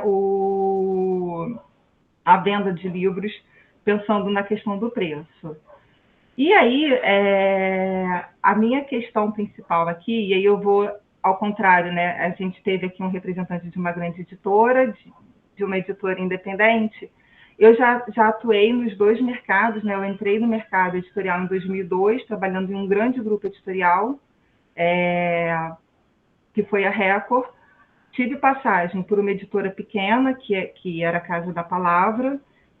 Também trabalhei em um grupo editorial com capital estrangeiro, que foi o Grupo Companhia das Letras. Então, como funcionária, eu tenho experiência, né, nos três, digamos, grandes tipos de estrutura editorial que a gente pode ter, mas nos últimos 10 anos eu tenho atuado como freelancer, né? Como freelancer, e nos últimos 2 anos como professora substituta na UFRJ. E isso me fez começar a olhar também o mercado de uma outra forma, porque o que eu tenho visto e o que eu queria trazer aqui, né, como contribuição a essa mesa, e eu entendo super quando o Bruno fala, né, que as margens estão cada vez menores, até mesmo para as editoras grandes, mas o que a gente tem percebido é um achatamento cada vez maior no elo mais fraco da cadeia, que é o profissional de texto, né? A Larissa chegou a comentar isso aqui, mas eu queria fomentar um pouco mais essa questão, né? Como profissional de texto terceirizada, que tem visto esse achatamento cada vez maior. No Expedição, que o CELB promoveu no ano passado, com outras editoras experimentais, né, incluindo a Pé.com de Santa Maria, eu levei uma pesquisa que não era exatamente sobre isso, mas queria retomar aqui alguns números, né? Parte dessa pesquisa que eu apresentei lá falava, eu tentava trazer números, né, valores, remuneração de freelancers de revisão e copydesk no mercado editorial. E aí, para isso, eu usei valores que eram pagos por editoras, comparando o ano de 2009 com o ano de 2024. E aí não vou me estender tanto quanto foi lá, mas eu trouxe aqui os highlights disso, né? Como eu fiz essa comparação? Eu usei aquele índice Big Mac, que foi proposto pela The Economist em 1986, e aí a minha proposta era quantas laudas um profissional do texto tem que copidescar ou revisar para conseguir comer um Big Mac, né? E aí lá a tabela era um pouco maior, e para cá eu trouxe números reduzidos, até porque sem a apresentação, se a gente ficar falando números, acaba se tornando algo confuso, mas eu separei aqui os piores casos, né? Eu comparei 3 editores, porque eram as tabelas que eu tinha de 2009 ainda, 2024 foi mais simples, porque foi um levantamento que eu fiz entre grandes editoras do Rio de Janeiro e de São Paulo, para levar para as minhas turmas de cálculo de custos e matérias-primas.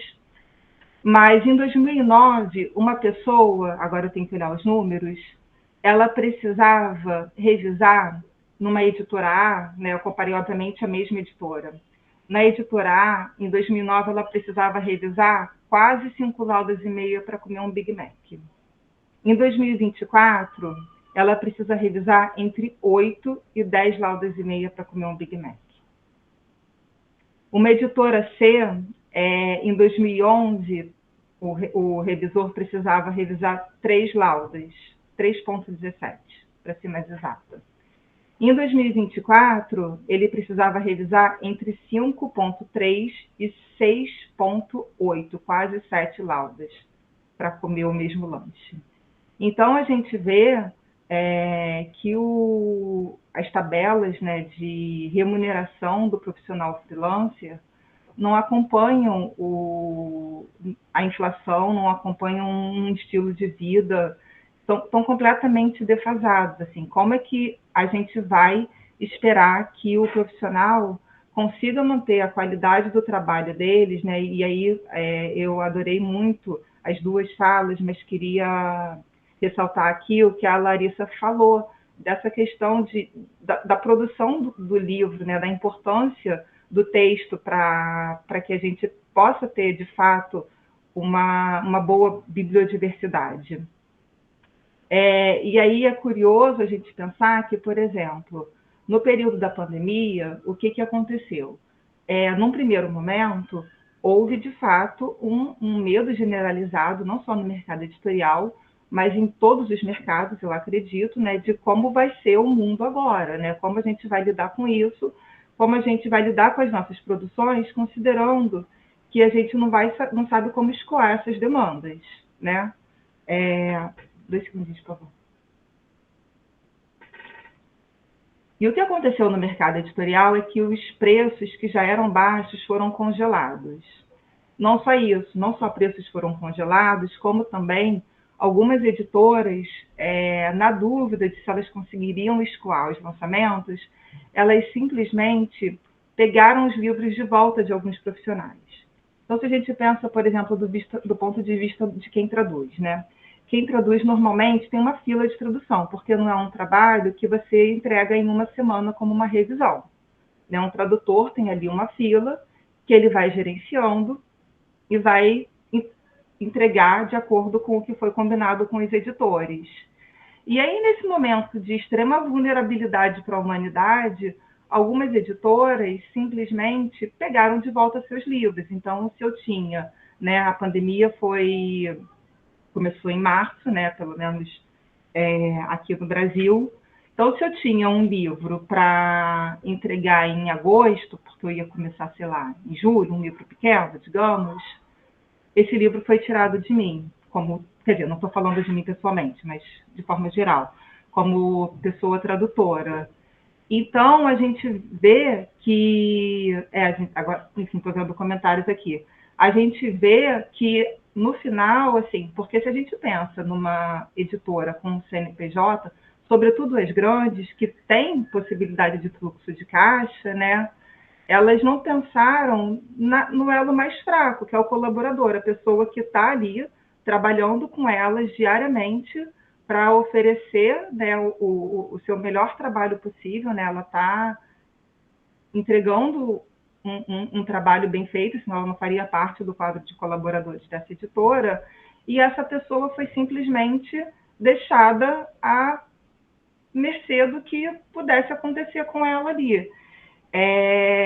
Ao mesmo tempo, outras editoras começaram a oferecer valores menores, e aí foi muito curioso, porque algumas figuras, né, do mercado editorial são públicas, né, têm redes sociais abertas, então, ao mesmo tempo em que se comemorava, como o Bruno disse, né, que as pessoas perceberam que elas podiam comprar livros, já que elas não podiam ir ao shopping, consumir, né, pelo menos se reduziu o consumo de comida de fora.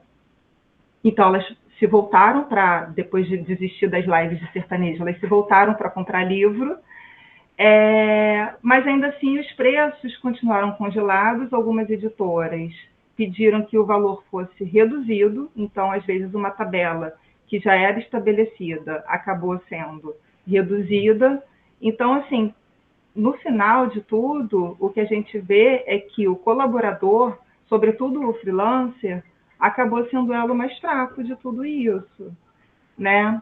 E aí eu peguei a pesquisa, né, produção e vendas do setor editorial brasileiro, tanto de 2009 e de 2024. Em 2009 ele era feito por CBLs, Neo e FIP, em 2024 CBLs, Neo, Nielsen e Bookdata. Para comparar o preço nominal do mercado, né, de capa do livro impresso, em relação também ao valor praticado para pagar os revisores. Por que isso? Porque quando a gente pensa em termos de alienação, né, uma das questões que é trazida quando a gente pensa em alienação do profissional está muito relacionada a esse profissional está trabalhando em um produto que ele pode consumir, né? Então, será que os revisores eles conseguem consumir livro da mesma forma em 2009 e em 2024?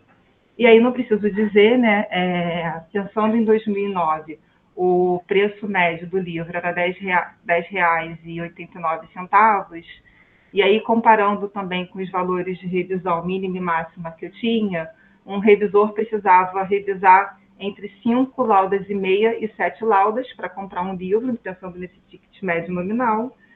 E quando a gente pula para 2024, com um preço nominal, né, do impresso médio de R$ 24,12, o valor menor continua o mesmo, em média de 5 laudas e pouca, mas considerando as editoras que pagam menos, antes eu tinha que ler 7 laudas, agora eu tenho que ler 10 laudas e meia, para consumir, para ser capaz de comprar o fruto do meu próprio trabalho. Além disso, já encaminhando para me encerrar, isso eu estou pensando no freelancer, né? Mas quando a gente pensa no colaborador interno também, que teve salários super afetados, a gente não tem só essa questão do salário afetado, mas também a pejotização.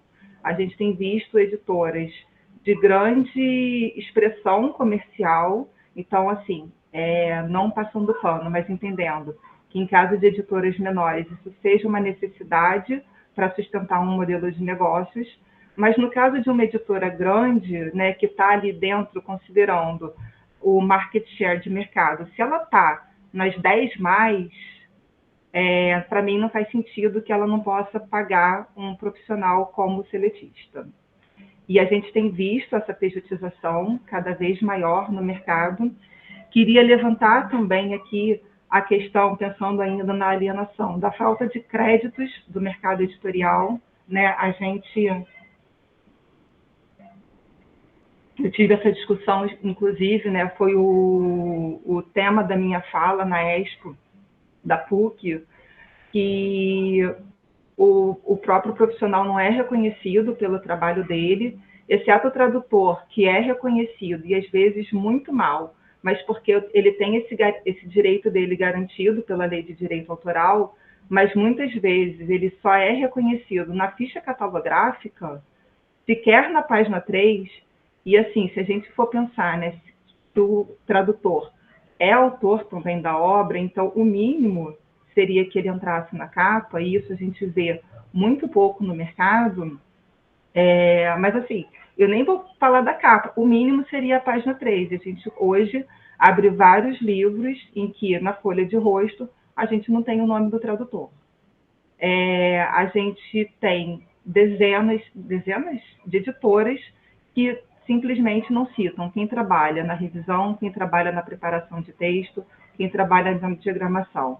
Então, só os trabalhos que são protegidos pela lei de direito autoral são citados. Então, isso também se constitui numa alienação do trabalho, né, do profissional de texto, e isso acaba levando o mercado, né, se a gente for pensar de uma forma mais ampla, num certo amadorismo, porque se eu não tenho esses nomes creditados, essas pessoas, esses profissionais reconhecidos, significa que qualquer um pode fazer livro, qualquer um pode fazer aquilo ali, mesmo que essa pessoa não tenha um treinamento.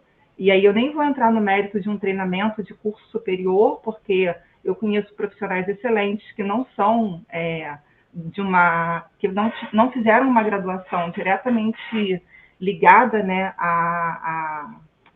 ao fazer do livro, mas que vem, às vezes, da filosofia ou da história, mas que, de alguma forma, se aperfeiçoaram, né, como profissionais, para que pudessem ingressar no mercado. Então, não seria nem essa questão, mas, no mínimo, cursos livres. O Selby mesmo oferece, né, no YouTube vários cursos super interessantes, mas o que eu tenho visto cada vez mais, sobretudo porque a gente está com um mercado de doutores super inchado, são pessoas que se formam e não tem para onde ir, não são absorvidas pelo mercado e simplesmente abrem uma editora e produzem livros que, em termos de qualidade, não estou falando nem de qualidade de texto, mas de produção, que estão aquém do que pode ser oferecido ao leitor.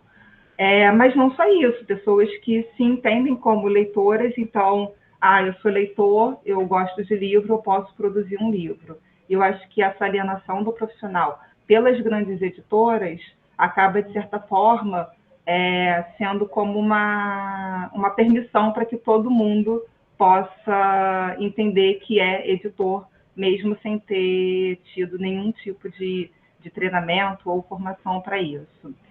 E também pensar, para finalizar, né, algo que eu tenho discutido muito com as minhas alunas, essa última questão de que a gente tem feito livros cada vez mais bonitos e não tem pensado no texto, né? Parece que o livro deixou de ser algo que vai passar uma mensagem pelo texto, e eu entendo que existem algumas ondas em que os livros, a gente teve ali por volta de 2015, o Jardim Secreto, né, que era livro de colorir, agora a gente tem o Bob Goods, mas não são esses livros que sustentam o mercado, se a gente for pensar historicamente. Então, eu amo livro bonito, eu tenho vários em casa que eu compro pela capa ou pela materialidade que seja, mas eu acho, enfim, a minha bandeira, então, é sempre voltada para os profissionais de texto, porque eu me incluo nisso, não só porque eu me incluo nisso, mas porque enquanto a gente não pensar que um bom texto é o que segura o leitor, né? Não adianta ele comprar o livro lindo, mas se ele começa a ler e o texto é ruim, ele vai abandonar, e nesse sentido, não tem uma boa capa que vai vencer um boca a boca, né, de que aquele livro não tem uma boa qualidade. Então, enquanto a gente não valorizar os profissionais de texto, porque é o texto que segura o livro no final, eu acho que a gente tem grandes problemas para conseguir fazer esse mercado realmente deslanchar como ele pode. Obrigada. Bom, obrigado, Lice. Obrigado também ao Bruno e à Larissa pelas falas, novamente. Eu tenho alguns comentários e perguntas a fazer, mas também quero abrir para o público colocar nos comentários aqui, ou abrir o microfone e levantar a mãozinha para fazer uma pergunta. Como primeira intervenção, eu queria perguntar a vocês, assim, existe em primeiro lugar, ouvindo o Bruno e pensando um pouco sobre as formas, as estratégias que a gente tem tentado encontrar para contrapor, né, essa alta dos insumos, enfim, e todas as questões que compõem um preço de capa, né? É claro que vou falar aqui de uma observação minha, né, uma observação empírica, mas não sei se isso... Imagino que isso se estenda a outras editoras e a outras regiões, mas queria ouvir de vocês também. Eu acho que tem se tornado cada vez mais comum a gente ver livros finos circulando, quase como uma espécie de reduflação, assim, né, de uma certa forma, de a gente tentar manter o preço, mas ainda assim diminuir o custo produzindo menos, né? Então, eu tenho visto livros menores circulando, livros com poucas páginas, de 100 a 200, às vezes passando um pouco de 200. Acho que esse é um fenômeno que tem se tornado comum nos últimos anos. Queria saber de vocês se vocês têm percebido isso também, se vocês têm observado uma queda nas tiragens que a gente está publicando, né? Porque, logicamente, a gente tem um ganho de escala quando a gente faz altas tiragens, mas se a gente não tem para onde escoar isso gera uma série de outros custos, né? Então, queria ouvir de vocês também se vocês têm observado esse impacto também nas tiragens que têm sido publicadas. Essa é, enfim, a primeira intervenção que eu queria fazer. Sintam-se à vontade para responder.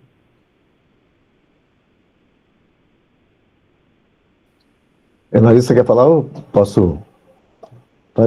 Não, Yuri, é o seguinte, a gente tem, realmente, dependendo do gênero, né, não sou do editorial, mas eu acompanho o movimento, né? A gente, por exemplo, se preocupa, a gente sabe que, por exemplo, para esse mercado de jovem adulto, você tem uma concorrência muito grande, né? Então, assim, são muitos títulos lançados ao mesmo tempo, alguns deles muito parecidos, né? E a gente vê um comportamento de consumidor que, assim, a pessoa, o leitor desse tipo de gênero, ele tem um repertório de 8, 10 livros que ele quer comprar, né? Que ele vê no TikTok, vê nas redes sociais da editora e tal, mas ele geralmente ele opta pelos que são mais acessíveis em termos de preço, né? Então, o que a gente vê é o seguinte, por exemplo, na parte editorial da Rocco, né? Quando oferecem, às vezes, um original que tem 500, 600 páginas, é muito difícil a gente aceitar, tá? Por quê? A não ser que seja uma coisa muito, muito boa, né? Falando dessa parte de livro jovem, né? De jovem adulto. Por quê? Porque um livro de 500 páginas, a gente tem uma média de tiragem, a não ser que seja um super aposta, é uma outra questão, né? Um livro super estava num hype muito grande, um original que foi muito disputado e tal, mas eu estou falando do dia a dia, tá? Então, a média é de 3.000, 4.000 de tiragem. A gente não faz muito mais que isso, né? Até para essa questão que a gente conversou da dificuldade de você colocar lançamento na rua, tá? Isso eu acho que é um problema para todo mundo, né? Para Independente, para Rocco, para Record. Eu, particularmente, acho que se lança até demais no mercado, né? Eu acho que eu não entendo muito essa coisa hoje em dia, de hoje em dia você ainda lançar. Outro dia eu vi uma outra editora aí, que lança 45 livros por mês. Eu falei, gente, onde que as pessoas colocam? Eu não consigo colocar 8, né? Que eu cuido dessa parte comercial, como é que as pessoas botam 45, né? Mas, enfim, nessa parte jovem, a gente realmente tem essa coisa. Quando passa de 400, que a gente sabe assim, 400 páginas vai custar em torno de 80, 90 reais, que a garotada já acha caro. Tá? Que se você entra no TikTok, né, quando a Amazon faz promoção, o pessoal fala assim, pô, antigamente era era bom na Amazon, né? A promoção era de 20 reais, agora está 40, um absurdo, né? Que é até uma outra questão, né? Acho que a Alice tocou nesse ponto, que é qual é o valor do livro, né? O valor do livro não é 40 reais, né? Hoje, se as editoras fizerem livro para 40 reais, a gente vai quebrar, né? Hoje em dia não tem mais condição de fazer isso. Mas então para o público, para o livro jovem, hoje em dia tem sim. A gente geralmente, um livro muito grande, a gente não edita, porque já sabe que vai ser caro, vai ficar fora do preço médio do gênero, então a gente evita de fazer isso. Para outras coisas, tipo não ficção, alta literatura e tal, dependendo do que for, se tiver qualidade, a gente publica, tá? E realmente tem acontecido essa questão do livro mais fino, o livro com menos páginas, tem essa questão do custo, mas tem a questão também de que a gente está vendo que, por exemplo, ontem eu estava vindo de um evento, a gente estava falando do Pilares da Terra, do Ken Follett, né, que é um calhamaço ali, tem 600 páginas. Hoje isso foi um sucesso na época. Eu não sei se hoje as pessoas têm tempo, concentração para ler mais 600 páginas e isso virar um best-seller, né? Então, assim, a gente tem visto que as pessoas têm tido menos tempo, menos concentração para ler. Então, em algumas... A gente pega muito esses comentários em rede social, né? Então, os livros de 200 páginas você consegue ler em uma semana, os livros de conto, né, que você consegue ler um pouquinho a cada noite, esse tipo de coisa. Então, eu acho que essa tendência vai um pouco por essa questão do preço final, sim, mas vai para uma questão também de um pouco dessa mudança do hábito de consumo. E, só para fechar o que você perguntou, realmente as tiragens têm diminuído. Tá? A gente tem feito tiragens menores, né? Eu que estou no mercado desde 2007, que vi aí esses lançamentos mais comerciais com tiragens enormes. Hoje isso praticamente não acontece, né? A gente tenta equilibrar ali uma tiragem que dentro do gênero vai dar um preço razoável na ponta. Às vezes o Paulo Rocco fala para mim assim, Bruno, você está falando que você vai dar essa tiragem, você vai conseguir colocar essa tiragem na rua? Se você não colocar, tá vendo? Você quer que eu baixe, mas você vai colocar? Então, assim, é muito tênue esse negócio. Você aumenta a tiragem, realmente cai o preço, mas você consegue colocar, né? Então, hoje eu tenho sentido, no geral, aí, as editoras bem conservadoras com essa questão da tiragem. Vou só comentar, eu noto exatamente isso, né? O fôlego de leitura, eu acho que está menor, né? A gente não só tem visto o índice de leitores, mas acho que esse fôlego de leitura é uma coisa que eu noto. E aí, como o custo de produção e o custo para imprimir o livro acaba sendo muito alto num volume grande, isso acaba realmente, acho que, gerando esses novos modelos que, de alguma forma, estão se caracterizando como livros dessa cena de agora, né? Agora, por outro lado, eu particularmente trabalho principalmente com infanto-juvenil, né?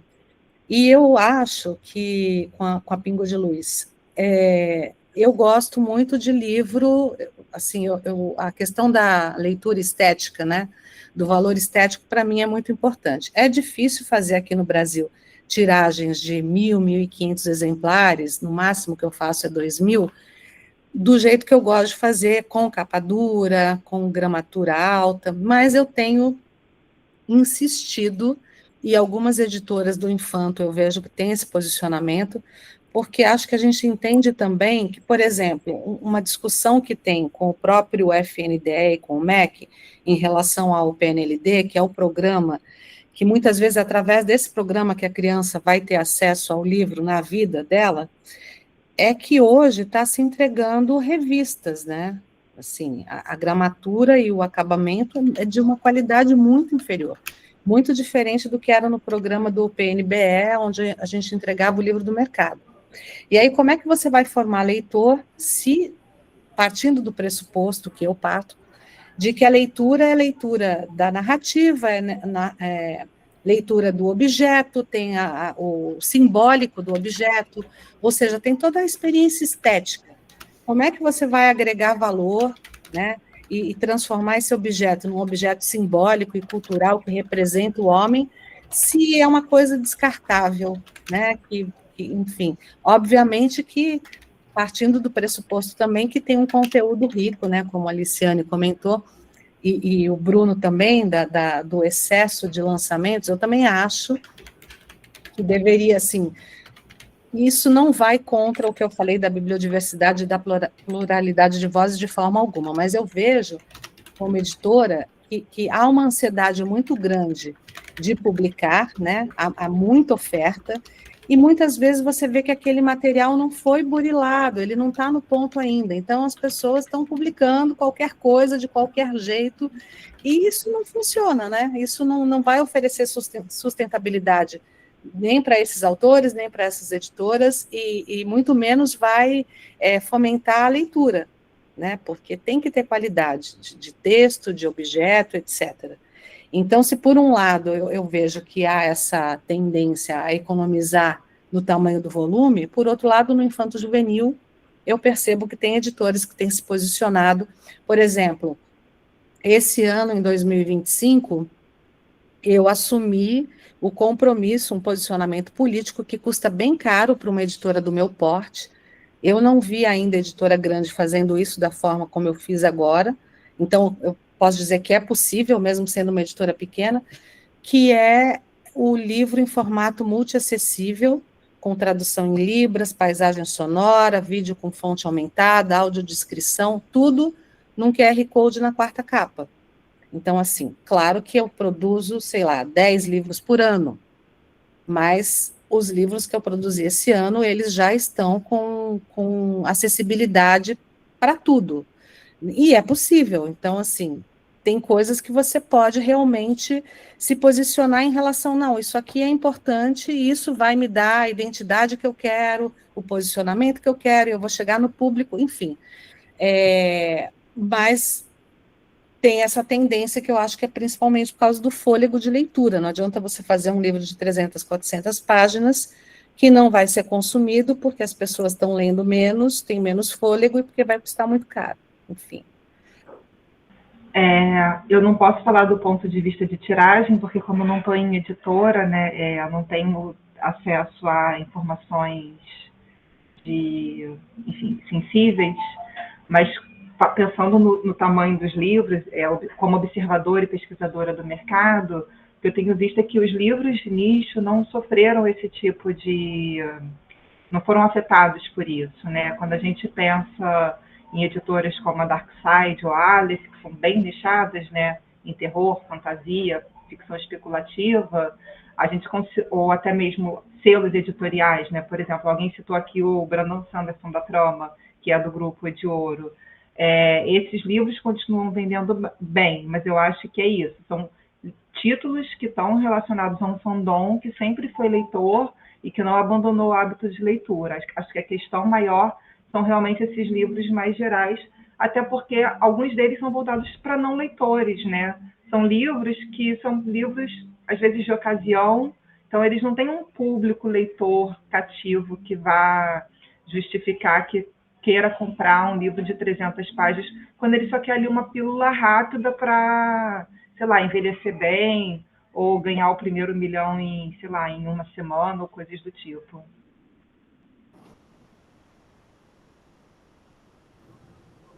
Bruno, seu áudio. Não, só complementar uma coisa que eu vi o pessoal falando, como a Licene falou, realmente tem alguns livros calhamaço que ainda vendem bem. Brandon Sanderson, que é de Ouro, Alchemized, que acabou de sair agora da Intrínseca, né? Eu estou acompanhando esse lançamento aí, que é enorme, né? Acho que um é R$100, o outro é 140, acho que são mais de 600 páginas, e eu vejo no TikTok, o pessoal, tem gente que fala que lê em 3 dias, né? Mas eu acho que isso é ponto fora da curva, tá? Eu acho que, no geral, né, as editoras hoje temem lançar livros muito grandes, a não ser que seja uma coisa muito específica, realmente que tenha um fandom, ou que tenha algum gênero muito específico, uma coisa muito hypada de fora, né? Porque o risco é maior. Liciane, a Mariana tinha colocado aqui no chat perguntando se você tem esses dados que você citou publicados em algum lugar para consulta. Quem sabe a gente vai ter esse seu livrinho da expedição, né, Yuri? Não tenho, Mariana. A minha vida não está cabendo. Eu pretendo continuar escrevendo artigos acadêmicos em algum momento. Eu estou fazendo agora, tentando gerar uma tese. Então, não está dando tempo de publicar absolutamente nada. Desculpa não ter isso para oferecer para você. Vamos ter. A gente vai fazer o livro do Expedição. A gente coloquei aí no chat, inclusive, o link do site da edição do ano passado, se vocês quiserem conferir. A gente já tem data para o próximo Expedição, que vai ser em novembro do ano que vem, lá no Ceará, em Fortaleza. Então, se quiserem já se preparar para viajar para lá, para assistir o evento, tá? Mas, continuando aqui. A Pela deixou um comentário, vou só fazer a leitura de alguns comentários aqui. Eu faço estágio com o professor Flávio Garcia no LabCen da UERJ. No laboratório nós revisamos os artigos dos periódicos Abusões e Caderno Seminal. A etapa que mais dá trabalho é conferir as referências bibliográficas. A grande maioria dos artigos não menciona os tradutores ao referenciar as obras. Acho que ela está dialogando com a fala da Liciane, né? Regiane comentou aqui, só posso contribuir com a fala da Liciane e dizer que, como tradutora freelancer desde 2009, sinto na pele essa defasagem nos valores praticados. E aqui o pessoal estava comentando sobre o Brandon Sanderson e esse fenômeno dos livros calhamaços ainda em mercados de nicho, né? Tá, eu tenho mais uma pergunta para fazer. Inclusive, eu vou roubar uma pergunta que a Aliciane fez na mesa de abertura, e vou fazer aqui agora, e depois eu faço uma pergunta própria também, mas na mesa de abertura, a Aliciane perguntou, a gente recebeu a Luciana Vilas Boas e o Henrique Rodrigues e o Felipe Marcel, que enfim, um dos membros do projeto, né, do CEL. E uma dúvida nossa era se o modelo de consignação ainda continua sendo dominante no mercado e se existe algum outro modelo competindo com ele, ou se essa é a perspectiva. Posso responder isso? Gente, continua dominante, sim, né? Não na ponderada, mas vou dizer, no numérico, sim. Né? Eu explico, né? Porque como a Amazon tem esse peso todo aí no mercado que tem hoje, né? A Amazon compra, né? A Amazon compra, o Mercado Livre agora está entrando também, né? Também compra, né? Mas eu diria assim, nas livrarias físicas, eu diria que 90% é consignado, assim, fácil, né? Então, eu acho que esse é outro dia, eu conversando com Paulo Rocco, tem 80 anos, né, gente? A Rocco está fazendo 50. Então, ele estava contando como é que ele começou. E aí, depois ele falou para mim, eu não sei como é que hoje as editoras começam, né? Porque tem que ser herói para começar hoje uma editora, né? Ele estava falando dessa questão da consignação, né? Que é falando um pouco de finanças para mercado editorial, né, gente? Você fez 1.000 livros, né, uma tiragem de 1.000 livros. Vamos dizer que você gastou R$15 de custo, né? Você botou R$15 mil na frente, né, para fazer. Só estou falando da parte de impressão, estou falando dentro do resto. Aí você vai consignar isso, né? Você vai mandar para as livrarias, né? Tem questão também de frete, né? Que você muitas vezes paga o frete, né? Se você sabe lá quando é que você vai receber isso, né? Então você gastou um dinheiro hoje, vamos dizer que você pague a gráfica em 60 dias, na melhor das hipóteses, você vai receber isso daqui a 1 ano e meio, 2 anos, se você receber isso, né? Então esse modelo, Paulo estava falando isso comigo, porque estava falando assim, se você não tiver um caixa para aguentar isso, né? Se você não tiver um fluxo de caixa para aguentar isso, você não aguenta, né? Porque esse é um sistema bem complicado e ele continua majoritário no Brasil, tá? Por isso que a gente eu não quero entrar nessa polêmica aqui, mas uma vez eu fui num evento fora, e tinha uma mesa lá chamada Amazon Vilã ou Herói, né? Que é uma coisa bem polêmica, né? E aí tinha um advogado, um autor independente, um livreiro, tinham várias pessoas assim, para debater esse ponto, né? Mas a verdade é que essa é uma questão polêmica, porque para as editoras pequenas, que muitas vezes não têm esse fluxo de caixa, eu não vou citar o nome da editora aqui, mas tinha uma editora pequena para a média que eu conheço, uma editora falava assim, Bruno, eu tinha muito... eu não queria fornecer para a Amazon, né? Eu não queria fornecer para a Amazon e tal, insistir na coisa da consignação, livraria, blá, blá, blá, só que chegou um ponto que ficou inviável. E aí eu comecei a vender para a Amazon. E aí, realmente, eu entendo a questão das livrarias, mas, por outro lado, também, a Amazon compra, me manda pedido toda semana automático. Então assim, ela acaba ajudando muito nessa sustentação das editoras, né? Então, eu acho que assim, esse sistema de consignação ele continua existindo, vai continuar a existir, mas, principalmente para as editoras pequenas, ele é muito mais complicado do que o sistema que tinha. Eu não cheguei a pegar essa fase, né, mas a pessoa conta que era compra, né, com direito à devolução, né, que era um sistema que pelo menos dava um caixa ali certo para as editoras, principalmente as editoras pequenas. Mas eu diria assim, praticamente todos os e-commerces eles compram, né, e praticamente tudo que é das livrarias físicas é consignado. Então, de fato, assim, a consignação é imperativa, né? E tudo, na verdade, é mais difícil para as independentes, né? Tudo, os custos, tudo, distribuir, tudo. Por outro lado, acho que sem a consignação seria impossível a gente conseguir colocar livro em livraria física, porque a livraria física tem um espaço limitado e o que vai para a vitrine, o que principalmente interessa são os livros de autoria conhecida, os best-sellers, etc. Então, assim, é uma moeda de duas faces, né? Só que o grande problema que eu acho que tem acontecido, e aí sim tem uma crítica forte em relação à administração das livrarias, porque isso acontece, vou dizer, são poucas, como a Travessa, por exemplo, que faz os acertos regularmente. O problema é que muitas, além de consignar, pagam a perder de vista.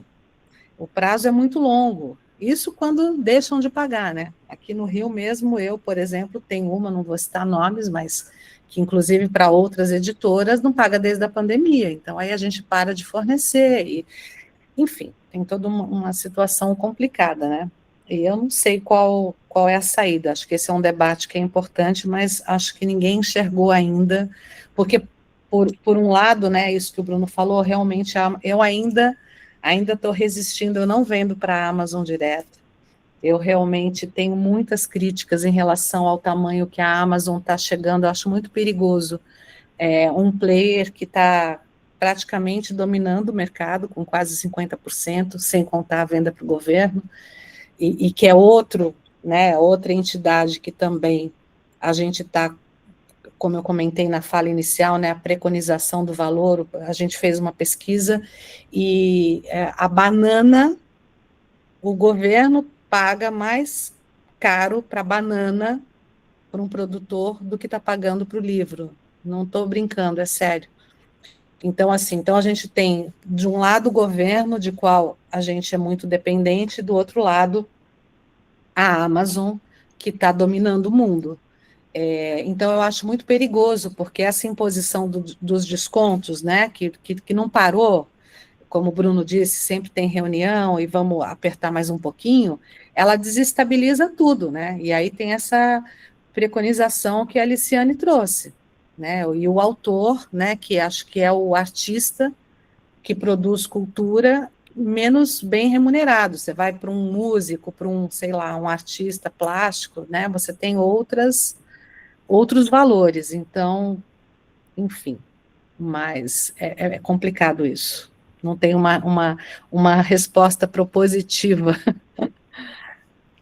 O Yuri, só um ponto aqui que a Alissa tinha comentado na fala dela, que eu acabei anotando aqui para falar, que é essa questão dessas compras de governo, que agora que são esses distribuidores que atravessam as editoras e tal, né? Antigamente era assim, olha, o distribuidor ligava para você e falava assim, vou entrar em tal edital, quanto que você pode me dar de desconto?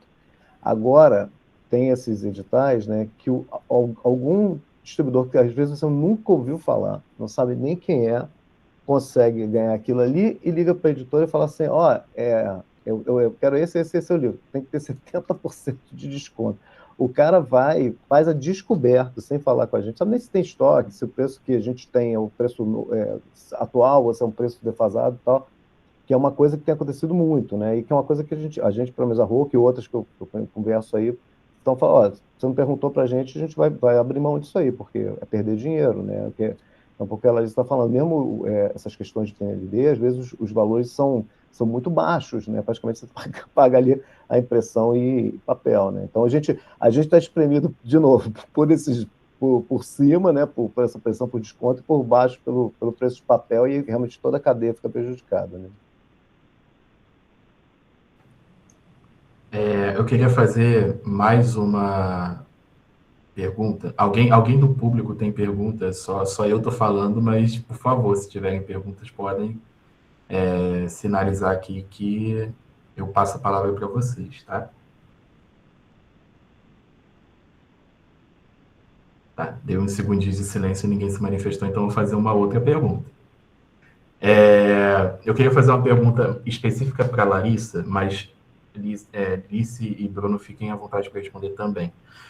Acho que quando a gente olha a pesquisa de produção e vendas da Nielsen, né, a série histórica, né, a gente já vem percebendo um recuo de mais de 40% no mercado, né, desde, se eu não me engano, acho que desde 2006. Né? Enfim, os efeitos desse recuo se manifestam de milhares de formas. Acho que uma das formas que a gente já discutiu em outros espaços aqui pelo projeto é de fusões, né, de editoras maiores adquirindo editoras menores, até para reduzir, enfim, a competitividade do mercado e conseguir garantir mais fluxo. A Libre tem algum dado nesse sentido de taxa de, vamos dizer assim, de associação e desassociação? Vocês fazem alguma interpretação desse movimento, se isso aumentou nos últimos anos, né, de editoras independentes sendo adquiridas e saindo, por exemplo, da Liga, né? Enfim, vocês fazem algum balanço desse tipo de movimento? Então, a gente, especificamente esse movimento de incorporação, né, a outros grupos, a gente percebeu um movimento maior entre 2010 e 2014, ou um pouco antes de 2010, que acho que foi justamente, eu não sei exatamente em que ano a Casa da Palavra foi incorporada à Leia, mas, enfim, teve um momento em que muitas editoras estrangeiras se estabeleceram no Brasil, até por conta de que o nosso mercado, o nosso governo, né, é o mercado que mais compra livros no mundo. Então, de olho nessa fatia, teve esse movimento de muitas editoras que se estabeleceram e foram absorvendo essas editoras menores, especificamente por essa questão. E por outros motivos, como os que você disse, né? Então, eu percebi esse fluxo maior há uns anos atrás. Depois, em 2014, entre 2014 e 2015, o governo parou de comprar, né, caiu o PNBE e o PNLD surgiu em 2018, então teve uma diminuição, não é que não aconteceu, né, aconteceu sim alguns casos dentro da Libre, mas não foi tão expressivo como nesse primeiro momento. A gente teve no ano passado um número mais expressivo de desassociações, é claro que a gente não sabe exatamente cada caso, mas muito porque eu acho que a Libre, num primeiro momento, ela era muito olhada e visada por editores independentes, como uma associação que promovia esses eventos da Primavera dos Livros e tal, mas a gente sempre teve um viés e um posicionamento político forte e que está maior, com mais ênfase desde a última gestão, porque a gente entende justamente que para discutir todas essas questões e tal, tudo gira em torno da questão da política, né? E aí, no ano passado, a gente perdeu o apoio da Prefeitura do Rio, na verdade, no governo Crivella, porque a gente fazia uma Primavera dos Livros robusta, com o Dia do Professor, a gente recebia 800, 1.000 professores, fazia coffee break, etc. E a gente perdeu esse apoio no governo Crivella, e desde então, embora a gente venha constantemente indo tomar cafezinho na prefeitura e tentando recuperar esse apoio, nem esse ano, com o Rio Capital do Livro, a gente teve um apoio institucional apenas, né? Quer dizer, eles, na verdade, acho que tiveram o nosso apoio para ter mais um evento com o selinho de Rio Capital do Livro, a verdade é essa. Ai, por que eu falei isso? Me perdi. Peraí, deixa eu fazer a volta. Ah, sim.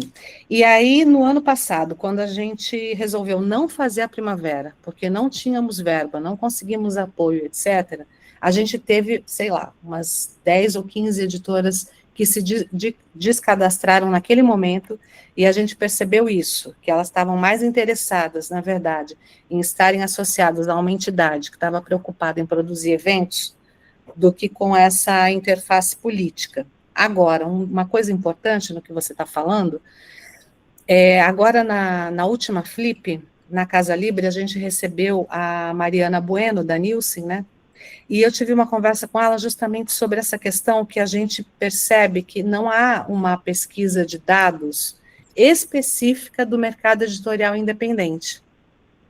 E a gente esteve conversando com a Mariana, que inclusive se interessou, a gente ficou de voltar a conversar, pensando nisso, numa pesquisa mais circunscrita ao mercado editorial independente, né? Que a gente possa ter dados mais específicos em relação a isso, que eu acho que pode fundamentar uma série de debates e tal.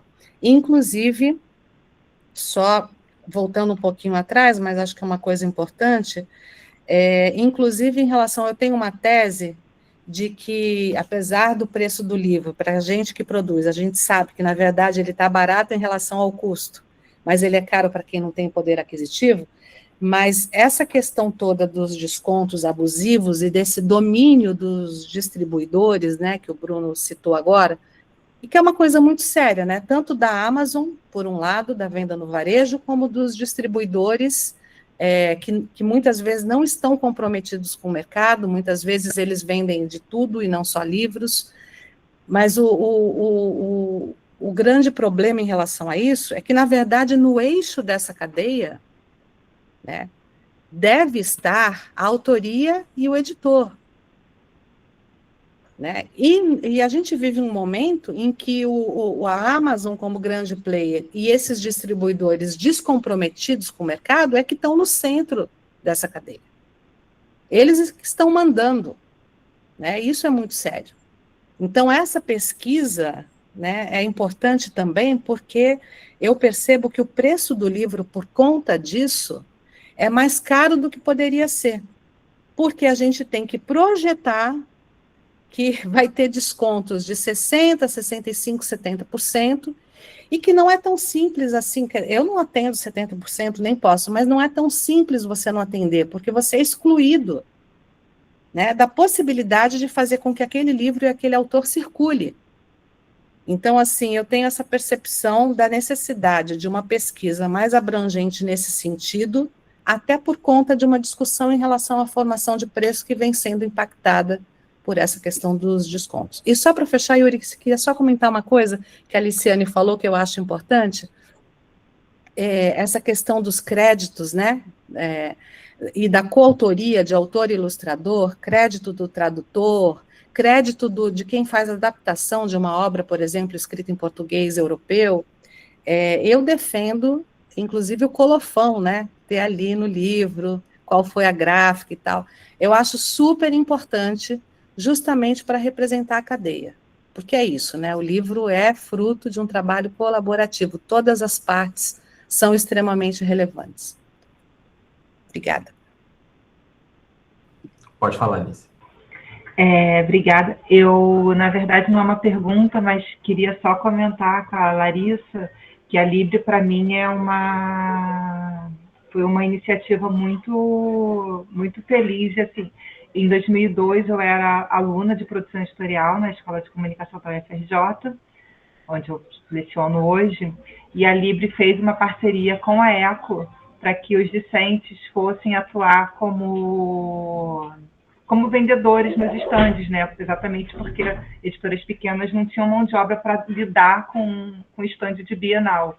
E eu participei e foi, assim, uma experiência riquíssima, porque a gente na faculdade acaba muito olhando para as grandes, e ali eu pude conhecer esse universo de editoras independentes que me fez enxergar que existe algo além daquelas que estão nas estantes das grandes livrarias. Então, enfim, queria só parabenizar por esse trabalho que vocês continuam fazendo. Obrigada. Bom, já batemos o nosso horário aqui. Vou abrir para perguntas pela última vez, então se alguém quiser fazer alguma pergunta de última hora, esse é o momento, senão a gente encerra por aqui.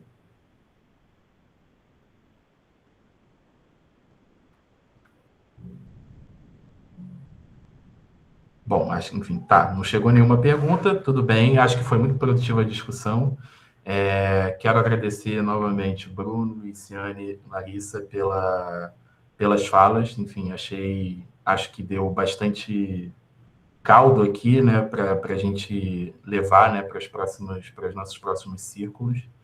E reforçando aqui, a gente tem um aviso aí no chat, para quem quiser certificado, tem um link ali, é só preencher o formulário que vai receber o certificado.